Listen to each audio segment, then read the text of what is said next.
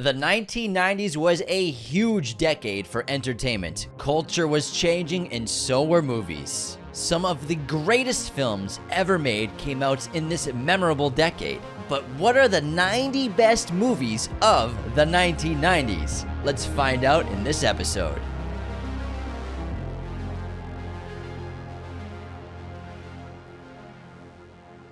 What's up, movie friends? Welcome back to Raiders of the Lost Podcast, the ultimate film and TV podcast. And today we are going to be doing the 90 best movies of the 1990s, which is probably, if not one of the greatest decades in cinema history. We got so many incredible films, from The Matrix to Tarantino's films, great foreign films, Mission Impossible franchise started, great independent films started coming out of the 90s, as well as great additions to franchises. Comedy was still hot back then, and huge epics, which we can't wait to break down.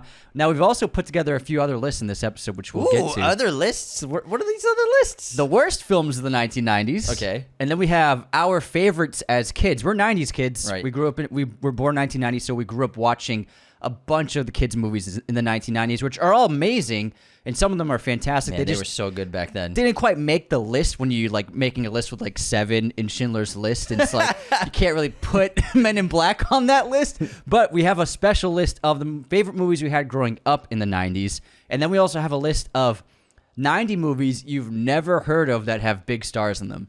Man, I miss the 1990s so much. I feel like we peaked as a Great species. Culture. We peaked. We had Pokemon. Pre-internet, really. Obviously, internet was coming around, but it wasn't really a household thing, especially for us, until 99, 2000, 2001, I would say. So pre-internet, Game Boys, Pokemon. No smartphones. Baseball was amazing in the 1990s, and I miss it.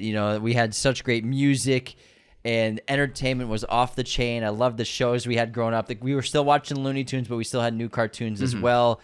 And we had great TV shows. Disney Channel was getting going. Nickelodeon was massive in the 1990s. Nickelodeon was so huge. All those great cartoons, Rugrats, SpongeBob, all coming out back then. And just, I don't know, there's something about the 90s, some Go-Gurts, some skateboarding, some razor scooter. Animals. What is up with all the yogurt? Pops. James only ate foods out of pouches in the 90s. That's the only... I like that, man. It was good stuff. It's good Great stuff. Fashion, too. Jeans, I wore baggy jeans and Adidas's today. Yeah. I mean, I'm trying to look the part. But films became post the 80s, and the 80s were like the decade of the birth of major franchises being very common. The 90s became a place of really creative films, a new form of independent cinema. The micro-budget films, the indie filmmakers like Soderbergh, like PTA, like Quentin Tarantino, coming out of the woodworks and making very small budget movies that he played huge at festivals, were big hits. For America. That was happening around the world, but the 90s was such a big boom for independent film in America. Absolutely, and it was very creative, the arts, whether it be music or film or television. I mean, Sopranos started in 98? I believe. Yeah, so I mean, also... Cinematic television. Cinematic television began in the 90s, so... culturally, the 90s was a really big decade for American culture, I think, and really blossomed around the world, especially Michael Jordan made basketball an international thing. American culture in the 90s was massive, and many of my favorite films are in the 90s, still to this day. Yeah, and same. It's the 2000s were great, the 2010s were great, 2020s have been pretty great, but I mean, it's hard to even compete with the 90s with how many all-time films there are in this decade alone. And you can compare it to the 70s, you can compare it to the 50s and 40s. These are really monster decades for cinema. I can't wait to break down these lists and have some fun with the other lists we have planned. It was a monumental decade, not just for blockbusters, like you said, or independent film, but also animation and CGI was changing so much. I mean, we have movies like Jurassic Park being the biggest movie to really use CGI in a huge way, and then Toy Story, obviously, with Pixar getting started in 95. So it was a massive, massive decade for where we are right now with CGI and animation. In action movies, Schwarzenegger and Stallone, they were getting replaced by Nick Cage and by Keanu Reeves, and we had a new era and generation of action movies, which we'll get into. Arnold was still around. Oh, yeah, Arnold was still around. I'm just saying. Still the guy. I'm just saying. The 80s were... Yeah, the 80s were Arnold's decade. The 80s were Arnold, Stallone, and Bruce. Yeah, and then the 90s, this new generation of young, hot action heroes. came into the fray. And I am an FBI agent. Well, I mean, that segues into number 90 on our list Take it of away. movies, the 90 best movies of 1990. We have Point Break, an absolute iconic action film starring Keanu Reeves and Gary Busey, directed by Catherine Bigelow. This movie's absolutely sensational. It's so corny in the best ways possible. Keanu Reeves plays a surfer bro FBI agent trying to infiltrate gangs, a former college superstar. He's not a surfer bro first. He becomes a one. surfer bro, yeah. He's a former college football player. He's a I know. football player. I was saying that. You said he was a surfer bro turned FBI agent. No, I didn't. Yes, I said, you did. Nuh-uh. Yeah, you did. He says infiltrates surfer bros. I was saying he infiltrates surfer bros. He was born with a surfboard in his mouth. Also, don't forget about Johnny Swayze. U2. Johnny U2. Oh, yeah, Patrick Swayze. Absolute incredible movie. We love this movie. It was a regular at the house. This was a movie we grew up watching all the time, for sure. Yeah. Even though Anthony says it for every movie, we watched Point Break all the time when we were kids. A lot of movies on this list. We watched a lot growing up. A lot we didn't of them. have the internet, so we watched movies all the fucking time. That's why, I mean, people will be like, how can you have watched a movie 10, 20 times? It's like, we didn't have social media. we had like 50 movies. You go to Blockbuster, yeah, and something's then playing on TV. Yeah, TV. You watch movies on TV, and they often played the same handful of movies, especially primetime hours. And And then when movie channels came out on cable, there was less to do. I mean, we had Game Boys and stuff and video games, but still, like, putting on Point Break was still an absolute all blast. the time, man. Yeah, man. Because you'd be at your friend's house, you'd be hanging out, you'd play some games, you'd do whatever, play basketball, and then it's like, let's watch a movie. What do they got on VHS? Land Before Time, throw it on. Fuck yeah. 16th time this year. Whatever. That's what it was like. I think people are less likely to rewatch movies in this era. Or maybe I think the younger generation, they more just want what's new and what's fresh. I think there's so many choices and so many options. It's like a dating app. It's hard to say no to. There's 6 new movies every week to watch. Yeah, I think it's it was impossible to say no to all those likes you would get. Nah. Oh yeah, I got so many likes. Oh yeah, I was desperate. The Back most in the day. liked man in Los Angeles. Nope. Not even close. But anyways, Point Break, 1991. What an absolute banger from Catherine Bigelow.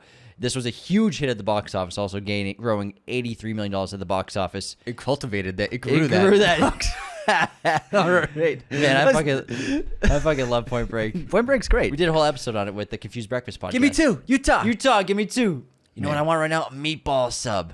Love it. All right, let's get into number 89 on our list. Not far off in terms of genre, we have another action movie. This one from John Woo, with one of his first American films with Face Off, the iconic action film, which still holds up. It's a silly concept, but my God, it works. We got Nick Cage facing off against John Travolta, 2 of the biggest stars of their day, just going ham. Nick Cage has an absolute blast. It's great to see John Travolta go way against type and have a lot of fun with this role, which was pretty rare for his filmography. He was always a pretty stoic guy. He did a little dabble in comedy a little bit, but he was never like this eccentric in a role, so it was great to see him really stretch his legs and have more fun with the role. Yeah, not since like Saturday Night Fever did he look like he had that much fun in a movie. Yeah, he looked like he had an absolute blast playing. What's his name? Xander Cage or something? No, that's Nick Cage. Sorry, yeah, no, but his character is remind me.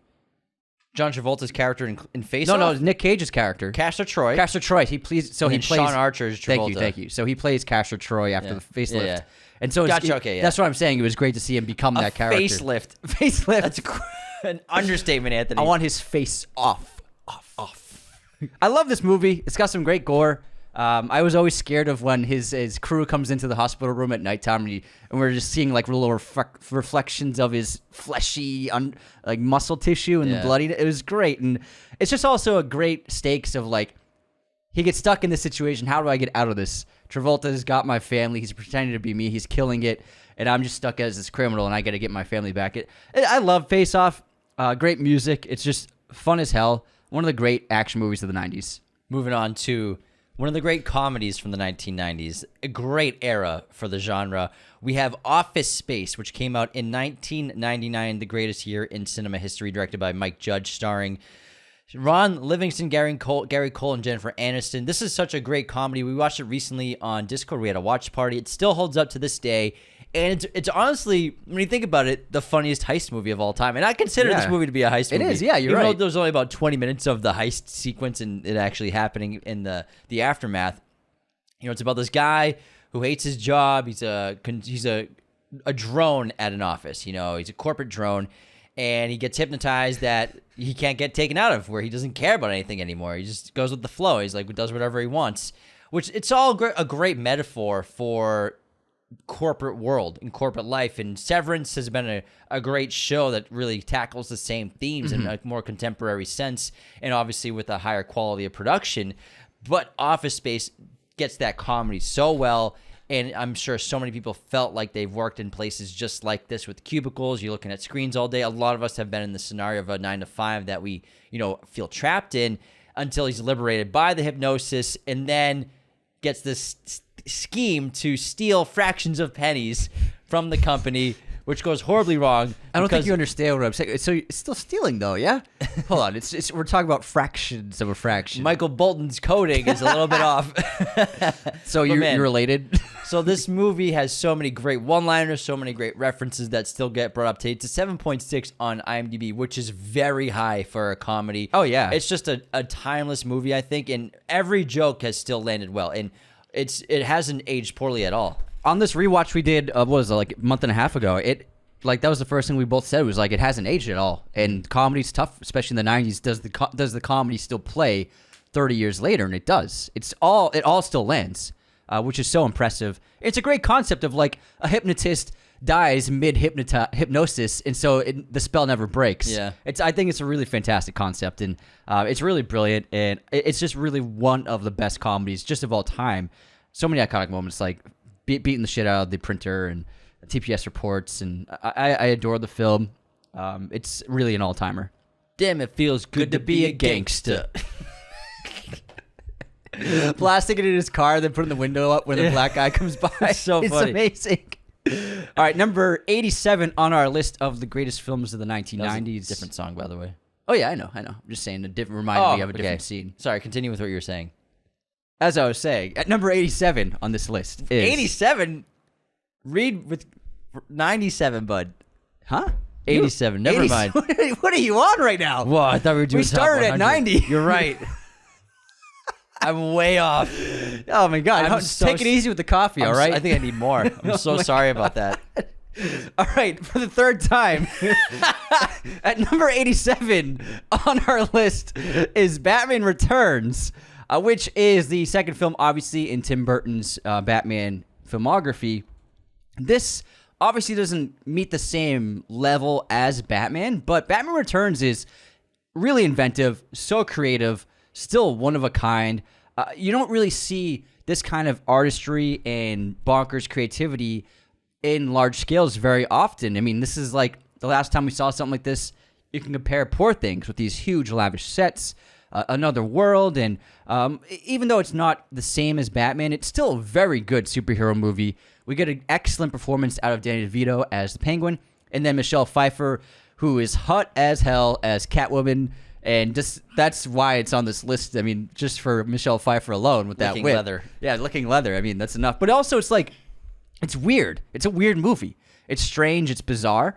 It's kind of disturbing, and it's kind of off-putting. But it really felt like it was a world that did not exist in ours, which really lended itself to Tim Burton's two films in the Batman world, where it felt like, oh no, this is definitely not in our reality. And that's something that you don't often get, where a lot of comic book movies are set in a reality that is either ours or is very, very similar to ours. So I think that the overall production, the creativity, and the freedom of artistry that is involved in this film really puts it on the top of the 90s, and it's a really brilliant comic book film. Let's move into one of the most successful comedies of the decade in the 1990s.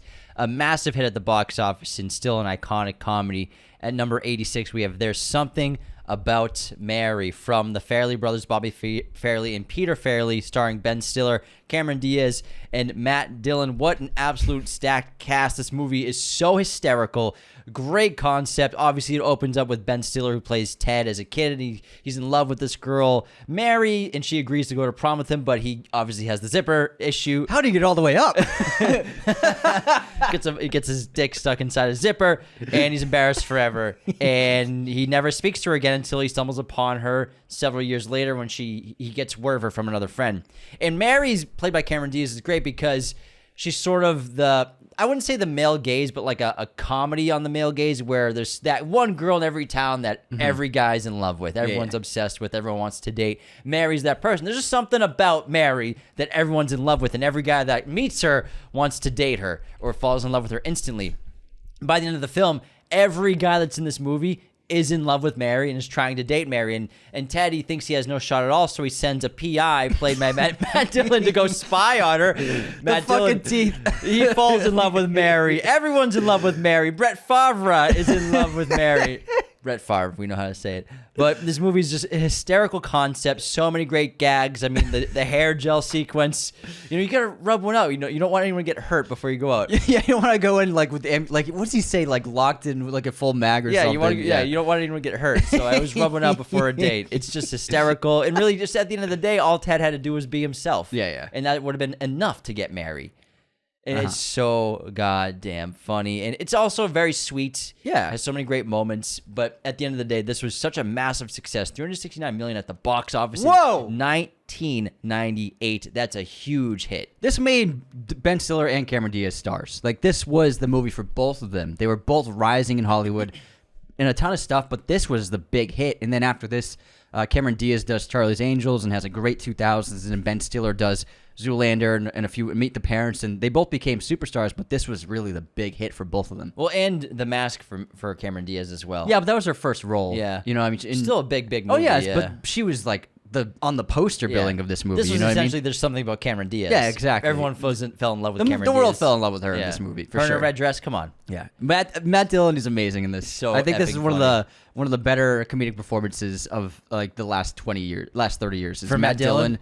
He's so funny with the fake teeth and talking about the special needs kids. I call them R words. Yeah. He's such a dick. Doing whatever he can to pretend to have the same interests as her. He's great in it. Almost killing the dog. All right, next up, back to the action genre, which, like we said, was huge in the 90s. And our number 85 on this list is... Dun, dun, dun, dun, dun, dun. Dun, dun, dun, dun, dun, dun. We got Speed! Keanu Reeves steals the show in this incredible movie. Sandra Bullock, Jeff Daniels, co-star with Dennis Hopper as a great villain in this movie.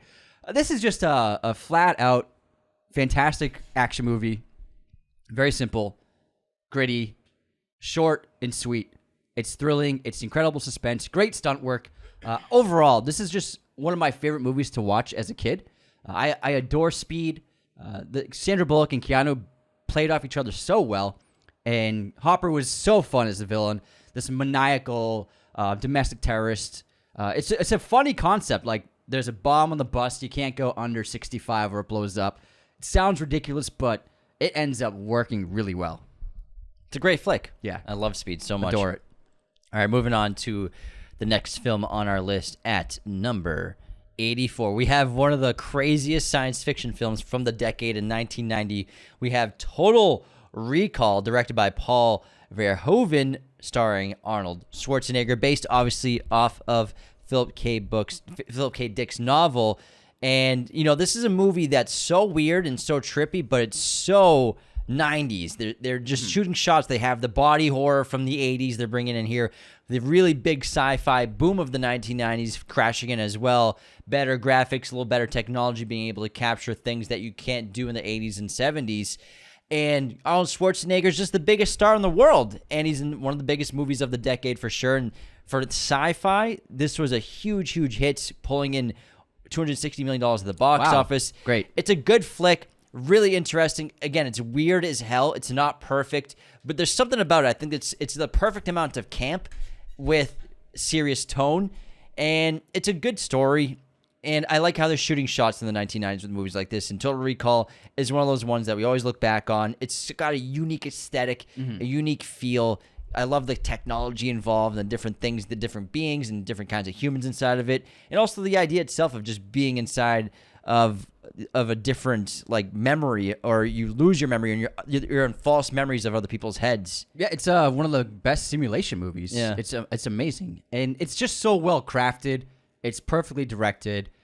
And you're right, it has this special campy tone that just works. It's so hard to nail. And it could have gone so off the rails, but It's just really well crafted by Verhoeven, and he just made, really, it's one of the better sci-fi films of the decade. Yeah, I think it's eerie to what our future might look like in terms of simulation, in terms of not having a memory planted in you to experience something that you could never do, like go into Mars. Yeah. But, in 20 years, that I think technology and VR will be so advanced you can actually be on Mars and it'll feel like Mars. Yeah, absolutely. Versus it being a memory like in Total Recall. There's a Black Mirror episode in there. Next up at number 83, Ridley Scott in the house, baby.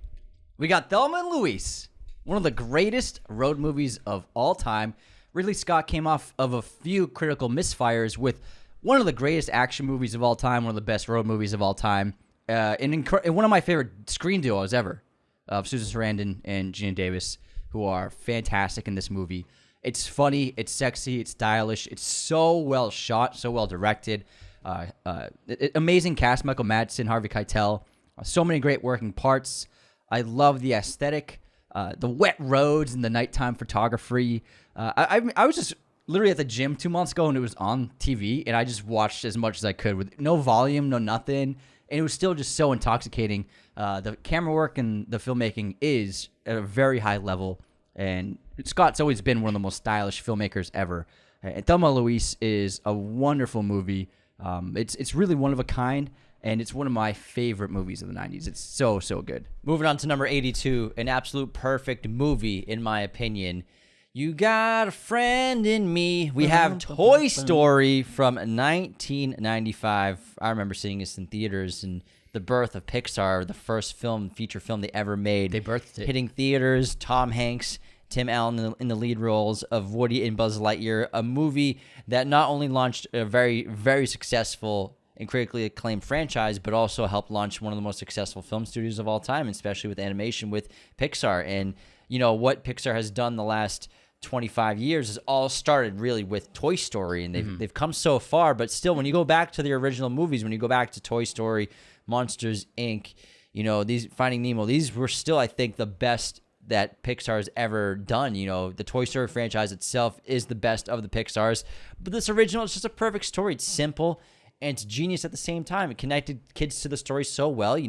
Kids who don't play with toys anymore, and they get new, shinier toys. And same thing, that I think adults can relate to with possessions as well, and not trying to forget your past. And, it's this great story about friendship as well, and leadership, and getting along. And there's so many great life lessons in there, not just for kids, but also adults. And it's a really special movie, hysterical, and it's an iconic film. Yeah, and when we were kids, we'd never seen anything like it, and it changed everything. It changed the game of animation. And the world's never looked back since. Steve Jobs, man. Steve Jobs. If you don't know, Steve Jobs invested in Pixar, and he became like multimillionaire because of Pixar. I believe he made $1 billion with Pixar before Apple. Yes, he made his first $1 billion from Pixar before Apple got him all of his money. But yeah, he was a primary investor in it. He was like the investor in it. Yeah. Please, Steve. Steve. All right, next up at number 81, we got Johnny Depp in the house. But also we got another icon, Al Pacino. In a gangster movie, Donnie Brasco, where Johnny Depp plays an undercover who infiltrates this mob ring, and Al Pacino takes him under his wing. This is a cool movie. It's stylish. It actually, it kind of flies under the radar when people talk about gangster movies and crime movies, because this is really up there. It's really well done. Incredible acting. Those two on screen together are real, just absolute dynamite. I adore Donnie Brasco. Definitely one of the coolest movies on this list. And still, the vibes in it still linger to this day. It's really both of their filmographies. It's one of the most underrated gems in their careers. Next up at number 80 on our list, we have a film from Sofia Coppola. We have The Virgin Suicides, which she wrote and directed, and this has an absolute star-studded cast starring Kirsten Dunst, Josh Hartnett, Hayden Christensen's in this as well. All three of these became superstars basically in their own right, all dabbling in superhero movies except for Josh Hartnett. He stayed out of them. Well, I mean, Star Wars isn't superheroes, but it's kind of similar. Yeah, I know where you're going. Massive franchises. I don't know where I was going with that either. We have Spider-Man, Star Wars, and then what's the movie about? Oppenheimer. Anyways. This movie's about this sort of picturesque suburban world where the sisters, the Lipson sisters, are, perceived to be these beautiful, perfect girls. They are adored and fantasized and sought after by the local boys in the neighborhood. However, they eventually all commit suicide. And this is based off a true story, too. And the guys who were obviously all courting them or trying to court them, they still obsessed over them to this day. And this is a really powerful movie about adolescence and how kids can hide things from everybody. They hide things from the world. You don't really exactly know what's going on in someone's mind. And, I think something about Sophia's movies is she always sort of looks at the lens of normality and subverts it all, and something terrible is happening. Or it doesn't have to be life-threatening, but it can be someone living with intense depression in a relationship, or just something similar like that. Like in Lost in Translation, someone's in a relationship, they're depressed about it, and they're unsure what to do, but we have, these normal settings that are unhinged to an extent, and it's really interesting to explore where the direction of those stories go with the characters. And this is a dark movie. It doesn't start off dark. It starts off very light, but it gets there, and it's shocking for the audience as well. It's got a dreamlike quality to it, which some of our films have, and also the idea of the idyllic suburbia is not as ideal as you think it is. Next up, we have the best poker movie of all time, at number 79, Rounders, starring Matt Damon and Ed Norton, with John Malkovich in a great supporting role. This has an excellent ensemble cast. It's gritty. It's this incredible depiction of this underworld of poker players. It's like so cool. You like wonder if, I would love to be in this world. It's like this seedy underbelly. Only it's very exclusive. You have to know your stuff. You have to be good. You have to have the money to be able to even get in the door. And Matt Damon is a great lead in this as someone who's trying to get away from that world, trying to go clean, ironically getting into law. But he just keeps getting, as soon as he's out, he gets pulled right back in. Thanks to Worm, his best friend, who's fresh out of prison, with a charming performance from Edward Norton, as he's basically like the Johnny Boy in Mean Streets to De Niro to Harvey Keitel's character. And those two movies are definitely intrinsically connected in terms of the structure. Rounders is just so cool. Poker was at the height of its power in the late 90s. Everybody was watching it on ESPN. Everyone wanted to learn how to play. We played a lot when we were like teens with our brothers and stuff. It was just so cool.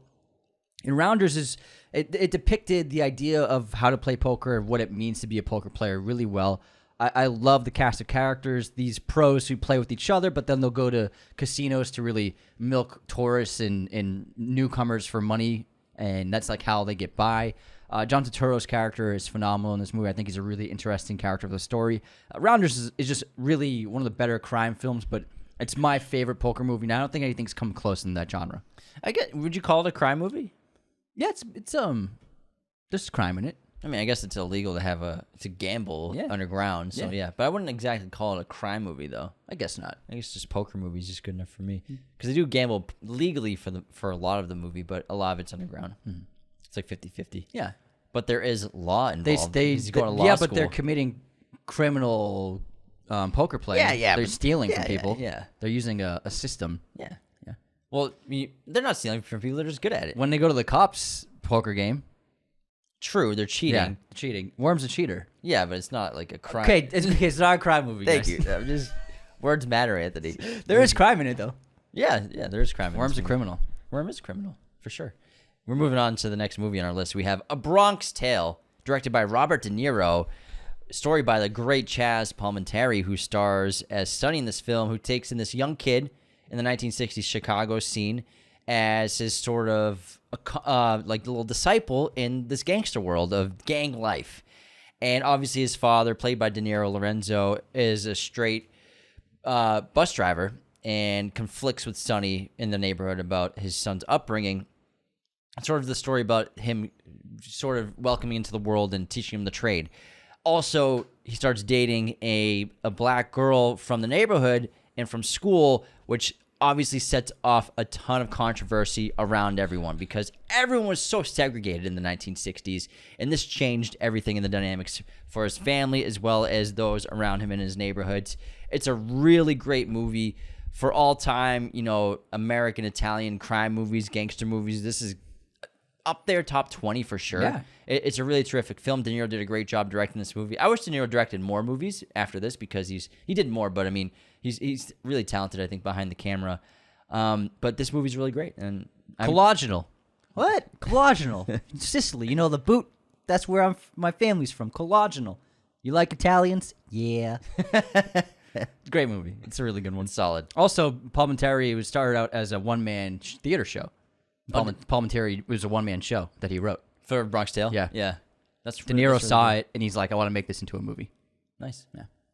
So Palminteri like narrated and told the story of A Bronx Tale by himself as a one-man show, which is really interesting. All right, next up at number 77, we got Jim Carrey, Jeff Daniels, and Dumb and Dumber, which is still, to this day, one of the silliest, wildest, most hilarious comedies of all time. It's lightning striking. They tried to do it again. It didn't work. They tried to do a prequel, and it didn't work. There's just something about this movie, these actors, these directors and writers that just worked right here at this time. And there's so many memorable scenes, so many great iconic improvisations and one-liners and everything from the car rides to the dead bird, hi birdie, pretty bird, to the ending when the swimsuit models stop the bus in the middle of nowhere. We're looking for two guys to oil us up for every show. You're in luck because there's a town just out that way. They drive off, and then Daniels is like, "Do you realize what you've done?" Runs, chases the bus down, knocks on the door. They stop the bus. He's like, "Sorry, my friend. He's not the brightest guy. The town's that way." Like, this is a movie where kids can watch it and it'll crack them up, and adults will watch it and it'll crack them up. It's just the restaurant fight scene when he's dozing the whole up. montage. Yeah. Man, it's such a funny sequence. Samsonite was way off. The fart with the lighter is great. Oh my He God. thinks that'd be really entertaining for everybody. Oh, man. Dude, the headlights for her boobs because he's driving while he's having these daydreams. He rips the guy's heart out. Yeah, it's still beating. Puts it in a doggy bag. Oh, the doggy bag. Oh, man, I love it. I love this movie. It was one of our favorites growing up. Sure was. Moving on to what number are we on right now? 76. Number 76, we have Independence Day all the way back in 1996 from Roland Emmerich, starring Will Smith, Jeff Goldblum, and Bill Pullman. This is a iconic alien movie from the 1990s where aliens come to take over Earth, and they are angry and hostile because we won't give them everything. They blow up the White House. They blow up everything. They attack the entire planet until we finally come up with a plan from Jeff Goldblum, plays David Levinson, who comes up with a computer virus to hack and destroy the enemy shields to finally take them out. The chemistry between Jeff Goldblum and Will Smith is off the charts in this movie. It's really sort of a buddy cop movie for the most once they start getting together. Mm-hmm. And they both bring their great, unique charm. Jeff Goldblum brings that high energy, fast talking, intellectual wit, whereas Will Smith brings the bravado, the cool guy. Alpha male, cool guy stuff, and they're both play so well off each other. Welcome to Earth. Once they're together, it's really iconic. This movie's solid. We watched it this year for a Discord watch party, and I hadn't seen it in like a decade. I had a good time. I still had a good time watching this movie. It's not perfect, but at the end of the day, I respect Roland Emmerich making such a hit on this movie with just a budget of 75, using miniatures, which is really cool. Yeah. It's a great effect. Yeah. But at the end of the day, this was a huge movie for the decade. Great spectacle and Yeah. great visual effects and practical special effects. The attack in New York City, the attack on the White House, the ship in the sky. There's this movie. It's probably Emmerich's best film because it has great iconic imagery, and he pulled off something really special, and the whole world fell in love with it. It's a really fun time. It's just a great, huge action spectacle sci-fi film. Has an awesome trailer too. Yeah, great trailer. Great trailer. All right, next up, we got at number 75 from Kevin Smith, Clerks. Clerks is one of the better independent films of the 90s. It's a micro-budget movie that he made about his world. just a bunch of guys shooting the shit at work in the convenience store. Mumblecore, realism dialogue, pop culture references. This is a movie about, people who love movies, people who love comics, people who love pop culture, and it depicted just people in a fun way. And it's so impressive what he did. He was just like, I'm going to make a movie. And you can't help but respect him and commend him for pulling Clerks off, shooting it, how he shot it, and just having the gall to be like, this is my movie. I'm going to make it my way with no money and my pals. And he's become such a great success. And really, this is a great film.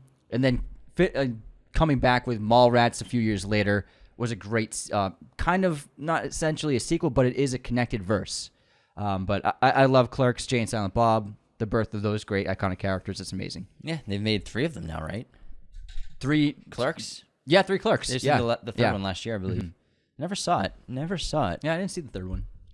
Moving on, next to a Martin Scorsese film. Gotta get Marty in Number there. 74 on our list, we have The Age of Innocence, which came out in 1993. It's an excellent period piece from the legend, the GOAT himself, starring Daniel Day-Lewis, Michelle Pfeiffer, and Winona Ryder. So Daniel Day-Lewis plays Newland Archer, who's engaged to a socialite played by Winona Ryder. However, when Countess Ellen Olenska, played by Michelle Pfeiffer, shows up in town estranged from her husband and also seeking some passion, Newland, played by Daniel Day, seeks passion in a relationship with her, creating this controversial love triangle between the 3 of them in this wonderfully shot film from Scorsese. Yeah, it's an incredible depiction of New York in the 1890s, which is a very specific era. 70s. 1870s, sorry, Got you, 1870s. And they did a lot of work and prep. And the thing is, with that period, there wasn't that much left. There were some buildings that they used, and they were able to take some interiors that exist and rent them out. But they're actually, when they did the research, there wasn't that much from that specific period in New York City. So they did what they could, and then they built everything else. And the production design is incredible. The lavish sets, the art, like they researched what kind of art people would have in their homes, and it's a very specific subset of this very social elitist community that these characters are involved in. And I liked, like, in this world, like, gossip was like a death sentence. And bad gossip meant that you're out. And those are the life and death stakes of the people in that community. And so what they're playing with is, like, Michelle Pfeiffer's character's future is up in the air if word gets out about this affair. And it's incredible. It's really one of the most beautiful films of that era. It's one of Scorsese's most underrated masterworks. I think it's absolutely phenomenal. It's one of my favorite movies of his that nobody talks about. It's a phenomenal piece of work. It's also got a great oneer. Amazing oneer. Check it out. All right, next up at number 73, we have A Few Good Men.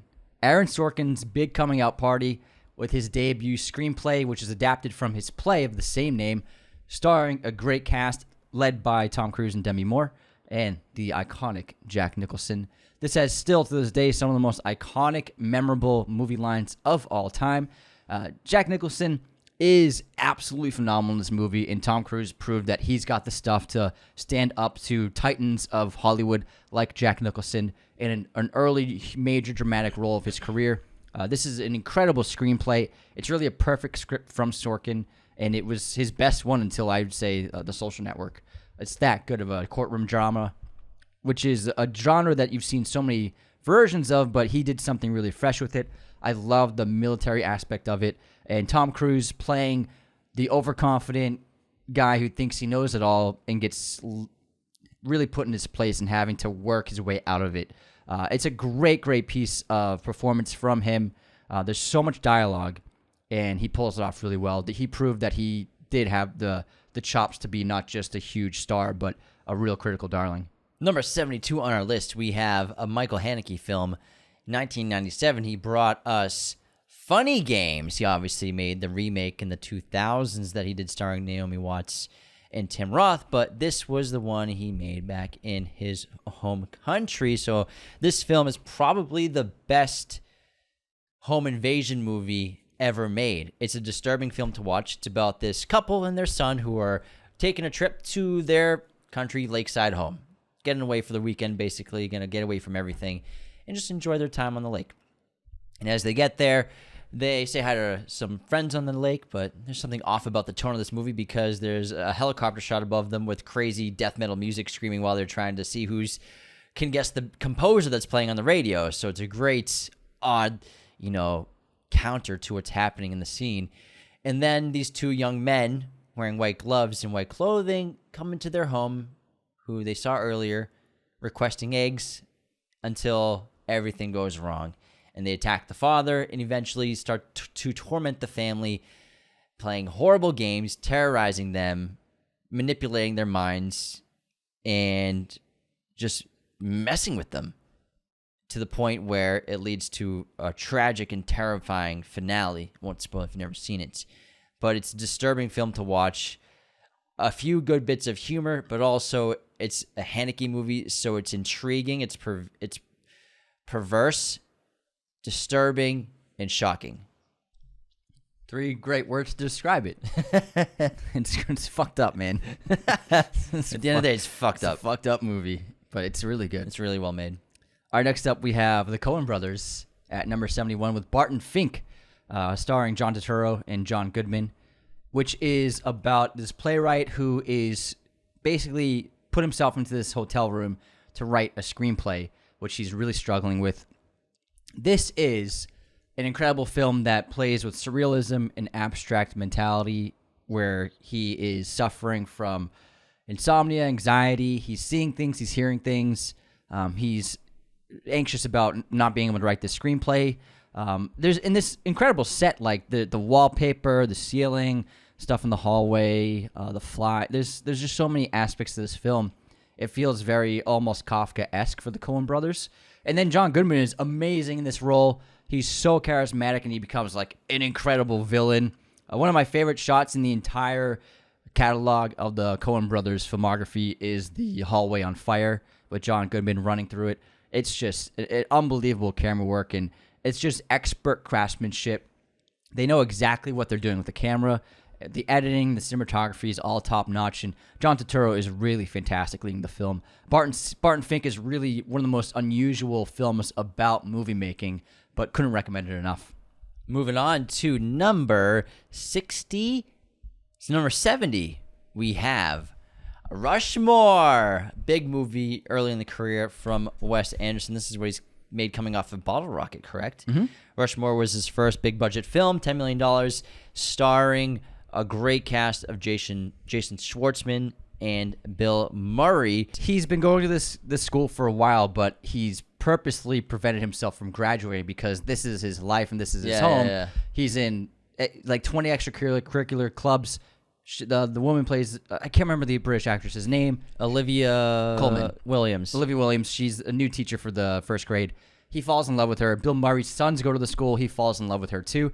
And then the two guys, Schwartzman and Murray, they start like a friendship and a bond because they communicate well, but then they become rivals for her affection. That's what it is. Yeah. It's very funny. It's great. It's hysterical. Schwartzman is brilliant in this movie, and obviously was a start to his great career. Mm-hmm. It's a fantastic comedy. Great cinematography. We saw the early instances of Wes Anderson style really coming to fruition in this one. I love when people put this on their Wes Anderson lists as their favorite movie. Yeah. I think it's a really cool It's pick. one of his best scripts, too. Yeah. It's really tight. All right, next up, at number 69, we got Blade, the best comic book movie of the decade. We got Wesley Snipes as the epitome character, Blade, the vampire hunter, the daywalker. This is one of the coolest, most badass comic book movies of all time. Still holds up. The cinematography is cool. Production design is cool. The music's great. Wesley is the absolute man. Absolute perfect casting as the character. This is exactly what fans want from these kinds of movies. It's simple. It's got a great villain with Stephen Dorff. Really fun atmosphere. It's super 90s, too. Like, so friggin' 90s. Blade is really, it's in my top 10 of comic book movies. It's still that good. There's really nothing like it. The sequels were very good as well, but I still think that the first Blade is even better than Guillermo's Blade 2. This movie, I agree. It's just a special adaptation. It's so funny, so cool, badass, super bloody, super gory, great vampires, and I love this movie so much. It's so good because it's not an origin story. No he's origin he's already story. Blade. Guess how the movie opens? With Blade killing vampires. And he is Blade. He's Blade. not an early version of the character who's trying to find his way. He's just freaking Blade, killing vampires in a club full of blood. Club Blood. Club blood. Blood club. Great opening, man. It's a great iconic. opening scene. It's legendary. Moving on to number 68, we have another comedy. A spoof of 1960s spy films. We have Austin Powers, International Man of Mystery, baby. Yeah, baby. Played by the incredible Mike Myers, who also plays Dr. Evil in this film, the hysterical villain. Elizabeth Hurley's huge in this film, and Seth Green also as Scott Evil, Dr. Evil's son, is hysterical. And when it comes to comedies, this is so unique, and it's spoof movies always have this specific tone that, the Naked Gun movies have, the scary movies have, but there's something about Austin Powers where it does that, but also there's something even more legit about it that makes it feel like It's a good story. Yeah, it's a good story. It's well made. Not that the other movies aren't, but the spoof aspect of those movies takes over, I think, the narrative in a lot of ways, which is fine. That's how they work. But the Austin Powers movies are able to take the spoof quality, but also make it feel not like a spoof movie at the same time, if that makes sense. And it just ends up being a great comedy. And, Mike Myers really tapped into something with this character that captured the whole world for about 8 years. They made 3 movies out of this franchise. I'm sure they're trying to talk to him to make a sequel. I guarantee in the next 10 years we'll probably get another Austin Powers movie. But man, I'd see it. I'd fucking watch. Are you kidding me? Yeah. But Spawning's such a great franchise, and the whole thing just each one makes fun of different things about the eras, whether it's the 70s with gold members, but the 60s posh of this one's really great, as because he's woken up in the 1990s from cryogenically being frozen to take on Dr. Evil in this new world, and it's just fun watching Austin navigate this new world 30 years later, new technology, new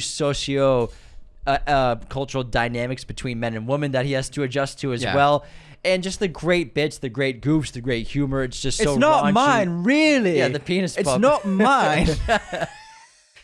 How'd that get there? He goes back and he gets it. It's so fun, but also it really, I think, makes fun of those 60s spy movies where they just get women constantly. Yeah. If you watch an old Michael Caine spy movie, he gets a girl like every scene. It's crazy. It's just too much. It's too funny.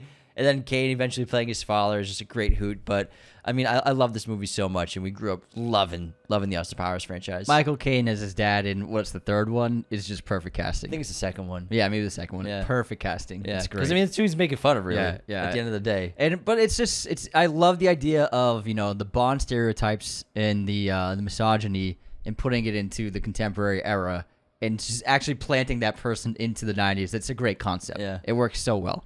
And then with the sequels, like going back to the 70s, which was a lot of fun. Heather Graham and then Beyonce being the other Powers girl, you would say. But it's a great comedy. Still holds up. well, I mean, the thing with Austin, he's never really in his home era. Never, yeah. Yeah, so that's why it's such a fun character. He's from the 60s. He's from the 60s. She's from the roaring 60s, yeah. All right, next up, we got Home Alone at number 67. To this day, one of the best Christmas movies of all time. It's a yearly watch all around the world. It's a special film. They made a bunch of sequels. There's been a bunch of ripoffs, and there's still just one Home Alone. John Williams' score, Macaulay Culkin's perfect. Chris Columbus is directing. I believe they made a few more, Anthony. A few more? Yeah, Home Alone movies. Yeah. You said there's just one Home Alone. Did you listen to what I said? No, it was a joke. Okay. That wasn't a good joke. Sorry, man. I laughed. I got It was it. an okay effort. I got guess. that joke. It was an okay effort. I got it. But Home Alone's great. Like I said, there's really only one Home Alone, and it's just the first one. It's a special movie. It's become one of the most iconic scores in John Williams' career. It's clearly one of the most rewatchable movies just on this list alone. Absolutely. Let's talk about an animated film next at number 66. We have Ghost in the Shell. This was an animated film directed by Mamoru Oshii. I haven't seen this in a while. I mean, we talked about this in our anime episode like 3 years ago. But, I remember seeing this when we were pretty young about the cyborg federal agent. And it's a really great look at what you can do with animation, because there's so many stories you can't tell with live action. Obviously, they try to do this as a live action adaptation, just didn't work as well. And because you have to do things that are almost impossible with animation, with movies, with stories like this. And I think it's a really powerful film. The action is so stylized and unique. The characters are unique. It's sexy, but it's got that great neo-noir cyberpunk quality to it.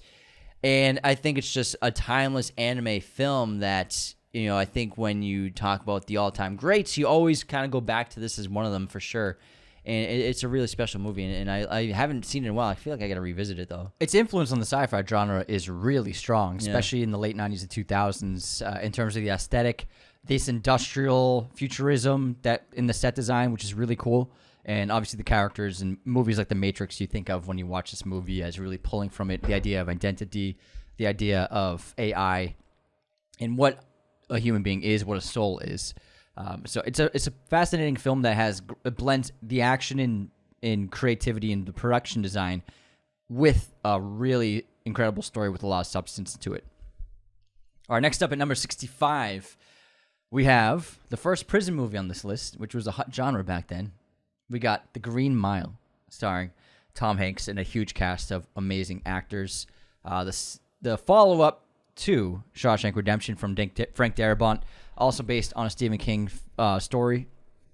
The Green Mile is an epic, and I remember being a kid and watching this and like feeling like this is different. This is like a special movie. There's something. There's even as a kid you could see like this is not like most other movies.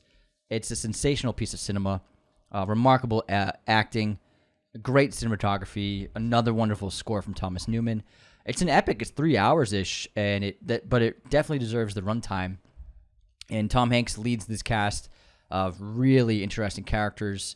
We have great villains. We have great heroes. We have great influence of religion, of spirituality, of cruelty, of evil. They ask the questions of, does anybody deserve to die, even if they are a killer? Life and death. And this movie it's a magical piece of filmmaking. I love the story, and it's just a flat-out incredible genre. Moving on to number 64, we have one of the most stylized movies of Francis Ford Coppola's career, Bram Stoker's Dracula, which came out in 1992, starring Gary Oldman, Winona Ryder, Keanu Reeves, and Anthony Hopkins. Such a great movie, so surreal. The filmmaking is trippy as hell, very colorful and exciting. And Gary Oldman obviously plays Count Dracula, a 15th century prince who obviously is getting this land deal done by this lawyer, played by Keanu Reeves, named Jonathan Harker. However, when Dracula sees a photo of Harker's fiancée, played by Winona Ryder, she's the spitting image of his long-lost dead wife. And so he imprisons Harker and sets off for London to try and find Winona Ryder's character, Mina. And it's a great, great film. I think that in Coppola's career, it might be the most unique he's ever done besides Apocalypse Now. Those two movies are very unique. And I think when it comes to horror surrealism, same thing with Bram Stoker's Dracula. He's such a unique filmmaker. And that's why I'm so excited for Megalopolis, because if you've ever seen Bram Stoker's, you'd understand that, most people associate Coppola with Godfather movies. Yeah, of course. But when you look at his other films, like Bram Stoker's, this guy can do anything, and he's not afraid to do anything, and that's why I like this movie a lot. It's one of the most visually stunning films ever made. The editing, the visual effects, the practical effects, and the production design, the costuming is incredible. The cinematography, it's scary, man. Yeah, it is scary. It's and then the shadow play work in this film is just like, you watch this movie and you're just like, this is just magical filmmaking. Gary Oldman's a force of nature in this movie. Yeah, he's really incredible. And I love this film. Anthony Hopkins as Van Helsing was perfect casting as well. It's just a phenomenal piece of work, and I love the depiction of Dracula's true form, the giant bat monster, which is really cool.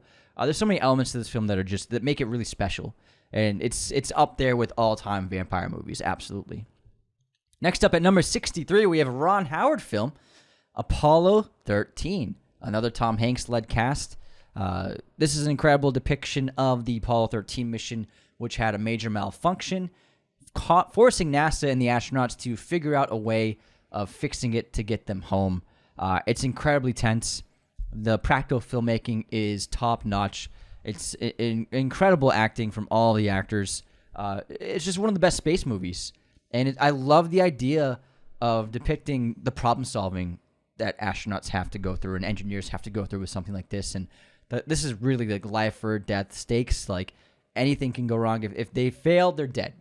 And it's just an amazing depiction of NASA and the communications, the technology, the engineering, the manufacturing of going on this mission. And it's a really incredible depiction of the experiences of astronauts too. It's top tier space movies for sure. Great cast too with Tom Paxton and Kevin Bacon all together, man. Bill Paxton. What did I say? Tom Paxton. No, I said Tom Paxton, like Tom Hanks. Gotcha. Bill, like I was going last name. Gotcha. Yeah, Tom Hanks, Bill Paxton, Kevin Bacon. I gotcha. The three of them together are dynamite. They work really well and together. Ed Harris is the voice of NASA. Yeah, and it's a tragic movie because these guys have been working for years for the opportunity to maybe go to the moon, and they're so close, but they can't touch down. Mm-hmm. They have to go all the way around and go back home, and they just have to watch outside their window. Which is still an enormous honor, and still, I'm sure, very lucky to get that close to the moon. But can you imagine working tirelessly for so long to get so close to your destination, but you can't go? Yeah, it's great. It's a tough thing that they've had to swallow, but it's a great movie. Edge of your seat for an hour for sure. Moving on to number 62. 62. We have La Haine, French film from Mateo Kassovitz, came out in 1996, starring Vincent Cassel. Now, this is about these three young friends in a neighborhood who are in the middle of a few nights of riots after one of their Arab friends is arrested and beaten unconscious by police and taken into custody. And these three friends, Vincent is obviously white, then we have one of his friends is another Arab, and then another friend is a black Frenchman. The three of them are on edge, and they want to do something, and the whole neighborhood wants to do something, but they're not sure, so they're kind of just aimlessly wandering around, talking to the locals, talking to their friends, doing some breakdancing here and there, some b-boy, until, there's this rumor going around that one of the cops lost a gun during the riot the night before, and then it's revealed that Vince has the gun, and he doesn't know what he's going to do with it yet, but he wants to do something with it, and he starts carrying it around in secret, but then starts using it to wield as, a token of power whenever he can, to get an upper hand on specific situations, until the film culminates in a horribly tragic finale where the gun comes back into play later on in the movie. It's an awesome movie. La Haine translates to hate, and it's still relevant to this day, of course. And it's an incredible watch. If you've never seen it, can't recommend it enough. Last time I saw it, I saw this at the New Bev, last year. It was really terrific. All right, number 61, we got Tony Scott. The first Tony Scott movie on this list. True Romance, baby. True Romance from screenwriter Quentin Tarantino, starring Christian Slater, Patricia Arquette, Dennis Hopper, Christopher Walken. Great cast. This is an awesome road movie. Scott brothers in the road movies in this decade. Something about it, yeah. Top notch. That's a good point. Slater and Arquette are amazing together. Super charming. These star-crossed lovers. They get put in this crazy situation. Slater is an amazing presence in this movie. I think it's his best role as an actor. Pretty good at playing Quentin Tarantino. Yeah, playing Tarantino, essentially watching kung fu movies in movie theaters and listening to Elvis. It's pretty much him. Right, what you know. That's true. This movie's awesome. I love the elements, the crime elements. I love the cast of characters. I love how we get these drug players. We get the Sicilian mob boss. We get the old cop, and then Slater being this movie buff. It's an amazing movie. It's so charming. Great music from Hans Zimmer. It's really one of a kind. It's one of the most fun, uplifting movies ever in the crime genre. It's just in a league of its own. It's got this special tone, this great charismatic quality to it. I adore True Romance. Man, Slater was so big in the 90s. Yeah. Broken Arrow. Down, down, down, down. We don't have it on our top 90 movies, but man, that was an iconic movie. We have it on another list though. Yeah. We have Broken Arrow on another list. But I love the theme in True Romance and that concept, Yeah. that idea. You're so cool. Yeah. Dun, dun, dun, dun, dun. It's like a crime fairy tale. That's what True Romance is to me. It's a crime fairy tale. Yeah. And great supporting characters and actors. You know, Christopher Walken is awesome in this movie. Now, we're a third of the way into the 90s movies list, so how about we move into the next list before we continue? Oh yeah, we'll take a little fun list break. Yeah, so we'll get into our list for the worst movies of the 1990s. Ooh, okay, let's do it. There were some stinkers back then. Number We 4 watched them, but Yeah. they're not good. Number 14 on our list is Judge Dredd, starring Sylvester Stallone. It just did not work. He's got the helmet off the entire movie, basically. And, you know, some of it is all right, that dystopian aesthetic that was common in the 90s. A movie like Total Recall, kind of, The Running Man sort of feels like that. Sure. But it just didn't work. And Stallone is just playing himself in this movie. And, you know, they took an IP, a comic book IP, and turned it into a Stallone action movie. It doesn't feel like a Judge Dredd movie. It's not great. Stallone didn't have a good 90s. He had a bunch of duds in the 90s. That's one of them. Also, like Rob Schneider as the comedic relief. Just that never quite feels right. And Sandra Bullock's in it. Yeah. Right? No, you're thinking of Demolition Demolition Man, Man. I believe. Oh, Yeah? yeah, right. Yeah, she's in Demolition Man. Yeah. She is in Demolition Man. Who am I thinking of? Oh, it's Diane Lane. Demolition Man's 90s, right? Yep. Yeah, that's in here. Oh, yeah. It's Is it on one of our lists? it can be. Yeah, it should be on favorites as kids. I love that Yeah, movie. throw it on there, man. Every restaurant's Taco Bell. Get in there, dog. All right, next up at number 13, we have Spawn.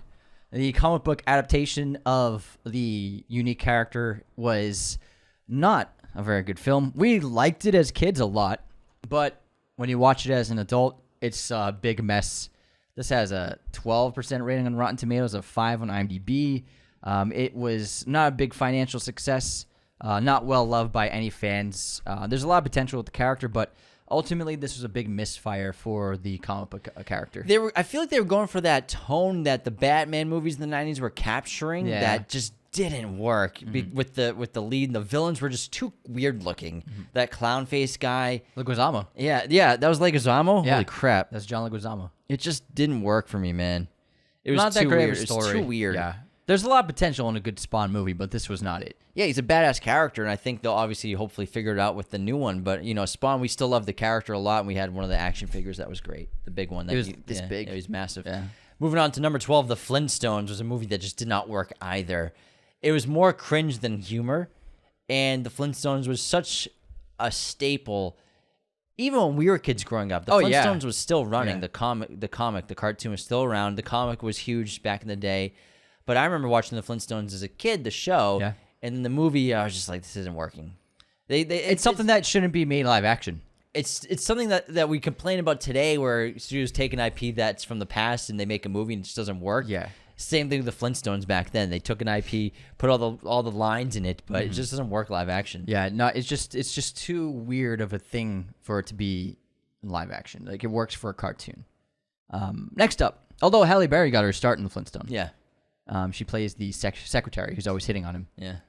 Next up, we have, at number 11, Battlefield Earth, starring John Travolta and Barry Pepper, which is a loose adaptation of the L. Ron Hubbard story of Scientology, I think. Yeah, basically. Yeah, the past. And this is just flat out one of the worst movies ever made. These giant aliens, Forrest Whitaker is among them, with Travolta, land on Earth and like take over, and Barry Pepper leads a rebellious group of humans to rebel against them, against slavery. It's a terrible visual effects, terrible story. Travolta is really weird in this movie. This was an odd addition to his filmography, even though it was a passion project for him. It's just a strange film. It's weird. It's weird as hell. Not much good about it at all. Number 11. Speaking of weird as hell, we have Super Mario Bros., which came out in 1993. The live-action version of this, Dennis Hopper is in this movie as Bowser or King Koopa. He's King Koopa. King Koopa, I think. And then we have Leguizamo again. And then Bob Hoskins for Mario and Luigi. And this movie was just an absolute shit show. This was the oddest thing I've ever seen in my entire life when I was a kid. It didn't work on any level. it was more disturbing than anything. This is one of those movies that whenever I watched it, I just wanted it to end. And I was waiting for it to be over. It's so fucking Just weird. didn't work, man. Didn't work. It's odd. All right, next up at number 9, we have Biodome, the decade of Pauly Shore, with Stephen Baldwin in this film from Usual Suspects. Terrible comedy. These two guys end up deciding to live in a biodome community, and things go wrong. They're silly. They're ridiculous. They're raunchy. Don't they get stuck in it? Do they? Yeah, I think that it's like this biodome community. They're planning to live in it for like a year, and they accidentally get stuck in it. I think so. They have to live in it with them. But it's obviously heralded as one of the worst movies ever made. It's a really ridiculous comedy. Almost as good. Not as good as Anaconda, though. Great monster movie from the 90s. Well, great is a stretch, but Great. John Voight, Jennifer Lopez, Ice Cube, and Owen Wilson. This 1997 Anaconda comes out. I can't remember exactly the story, but it's basically just it's like a film, right? It's a filmmaker, it's Documentary a film crew filmmaking. trying to find an anaconda, I believe. Something like that. Also, the original Marty McFly is in it. Yeah, and then they get stranded on The boat. on the riverbank, Yeah, and the obviously they're river. getting attacked by giant anacondas. And Yeah. John Voight's been there before. John Voight's like He's super that evil. weird tour guide that staring at J-Lo the whole time. Yeah, creepy guy. Yeah, terrible visual effects, terrible story. Ice Cube's in it though, so that's cool. Next up at number 7, we have Wild Wild West. Will Smith and what's his name? Kevin Kline. Lead this cast with Kenneth Branagh as the villain. Wild Wild West was heralded to be the big hit of the summer, but ended up becoming the biggest bomb of the decade. Critically riled. Nobody went out to see it. People who did see it were not satisfied with it. This was supposed to be a huge budget cowboy western sci-fi steamboat steampunk mix match, and none of it worked. Salma Hayek's great in it though. But Wild Wild West was a weird film.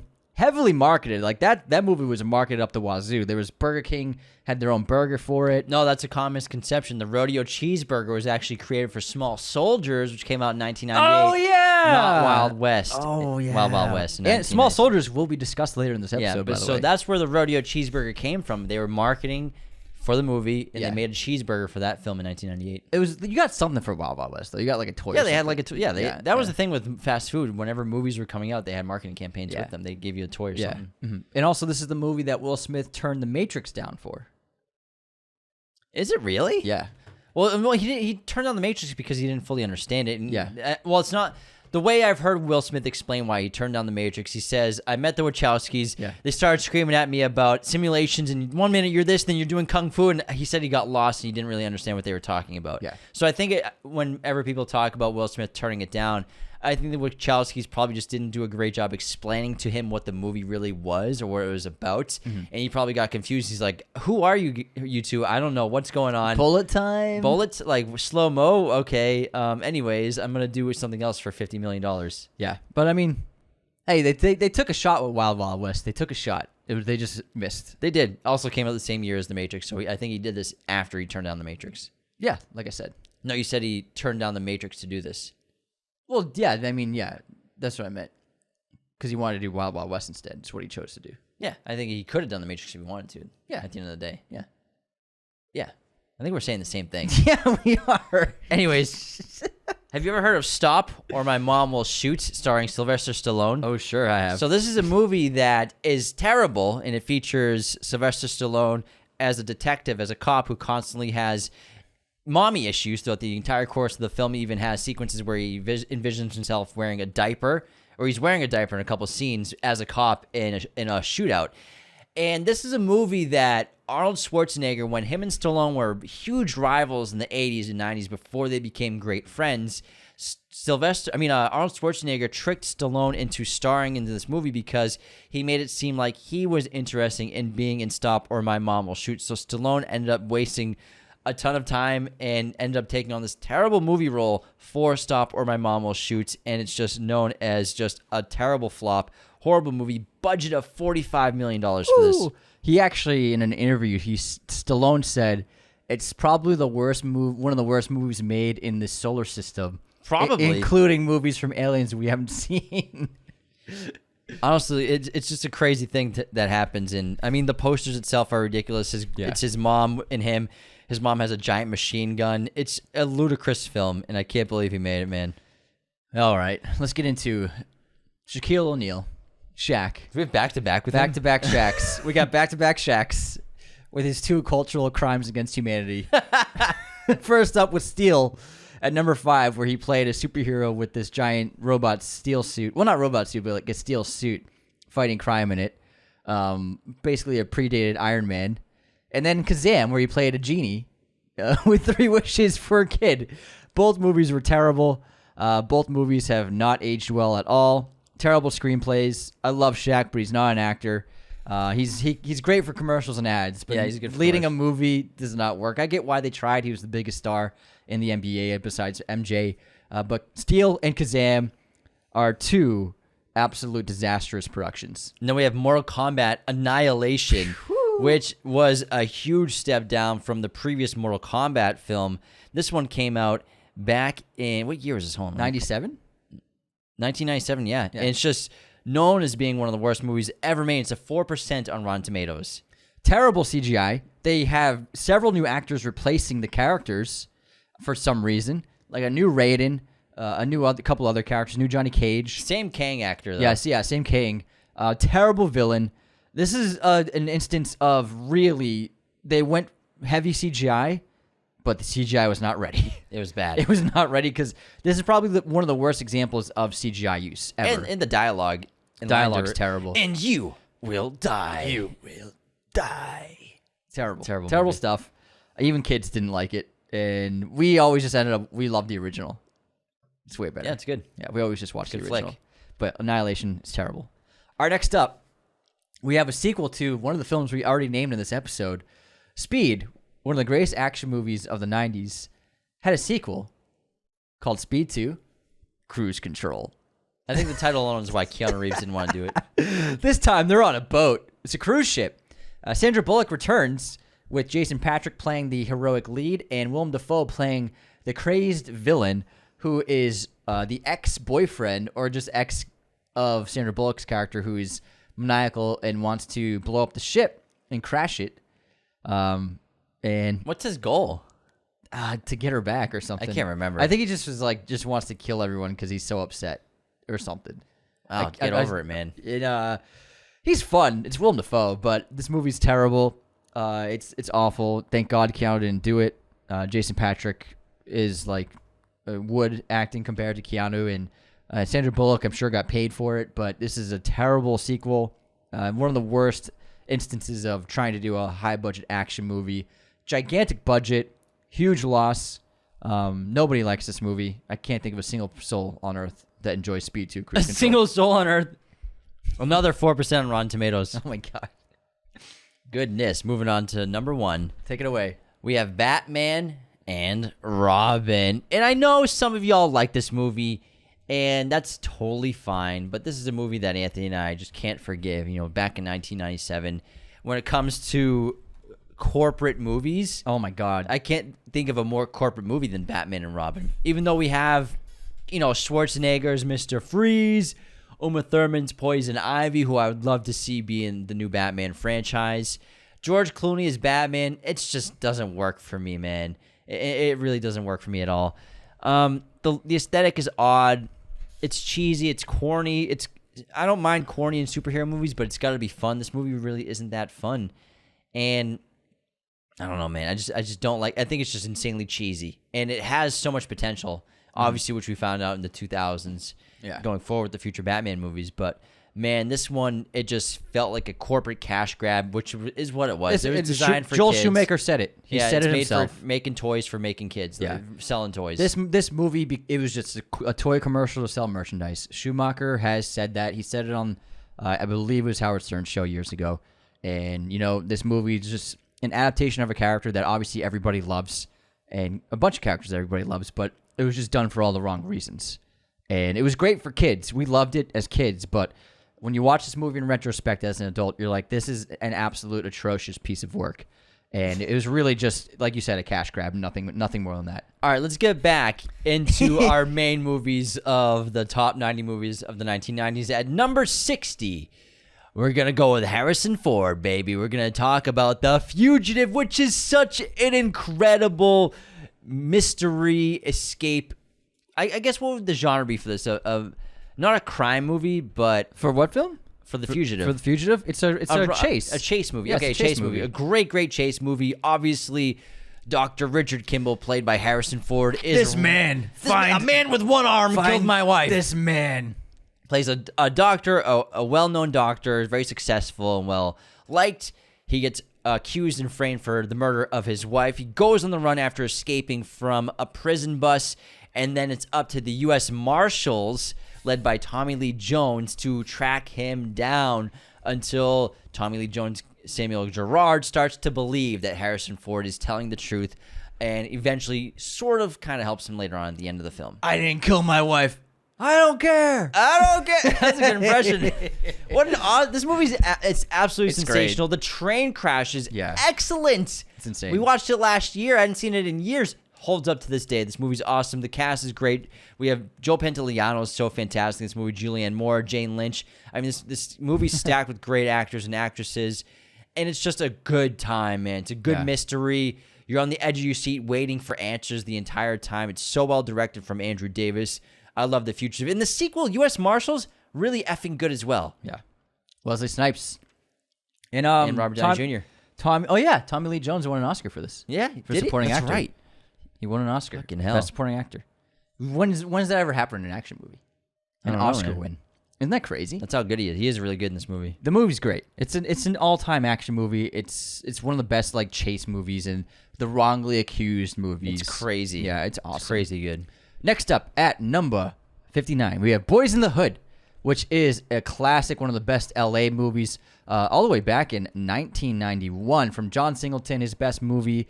We get Lawrence Fishburne, Ice Cube in his early debut, Cuba Gooding Jr., Angela Bassett. This is a great film about life growing up in South LA, the difficulties, the trials and tribulations, the tragedies. It's a dark film. It's deeply dramatic. It's about fatherhood. Lawrence Fishburne has like one of the best monologues in his career in this movie.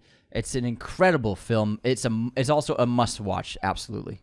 Moving on to number 58. We have The English Patient from Anthony Minghella. Came out in 1996, starring Ralph Fiennes, Juliette Binoche, Colin Firth, and Willem Dafoe. Ralph Fiennes plays a character. Ralph Fiennes. Ralph Fiennes plays a pilot who crashes and is badly burned from his crash, and his wounds are tended to by this nurse. And then he talks about his past in flashbacks, revealing and retelling the involvement of a fateful love affair he is a part of in his past. Beautiful film. It won Best Picture and a bunch of other Oscars. Incredible movie. It's crazy he made this then Ripley back to back. Back to back, man. Back to back. We just talked about English Patient on our last list episode. Then Shakespeare in Love is really good. Cold Mountain in 2003. What a director. He made Shakespeare in Love? Did he produce it? Oh, wait, no, he didn't make Shakespeare. No, Yeah. wait. No, he didn't. Sorry. Yeah, I was going to say, yeah, he didn't. Yeah. Sorry. It's okay, man. It's okay. Cold Mountain's great, though. Yeah, Cold Mountain's good. All right, next up, we have at number 57, David Fincher's The Game. One of his underrated works. The Game is an incredible film led by Michael Douglas. Sean Penn's awesome in it. Excellent cast. One of the better mysteries of the decade. He plays this successful guy whose life suddenly falls apart. He's on this weird mystery. Shit's going wrong. His life's in disarray, and he's trying to figure out what the hell is happening. There's madness. He's losing everything, and he's on this basically like breadcrumb hunt. It's like he's like an Alice in Wonderland, and he doesn't know what's real, what's not real. Nothing's making sense.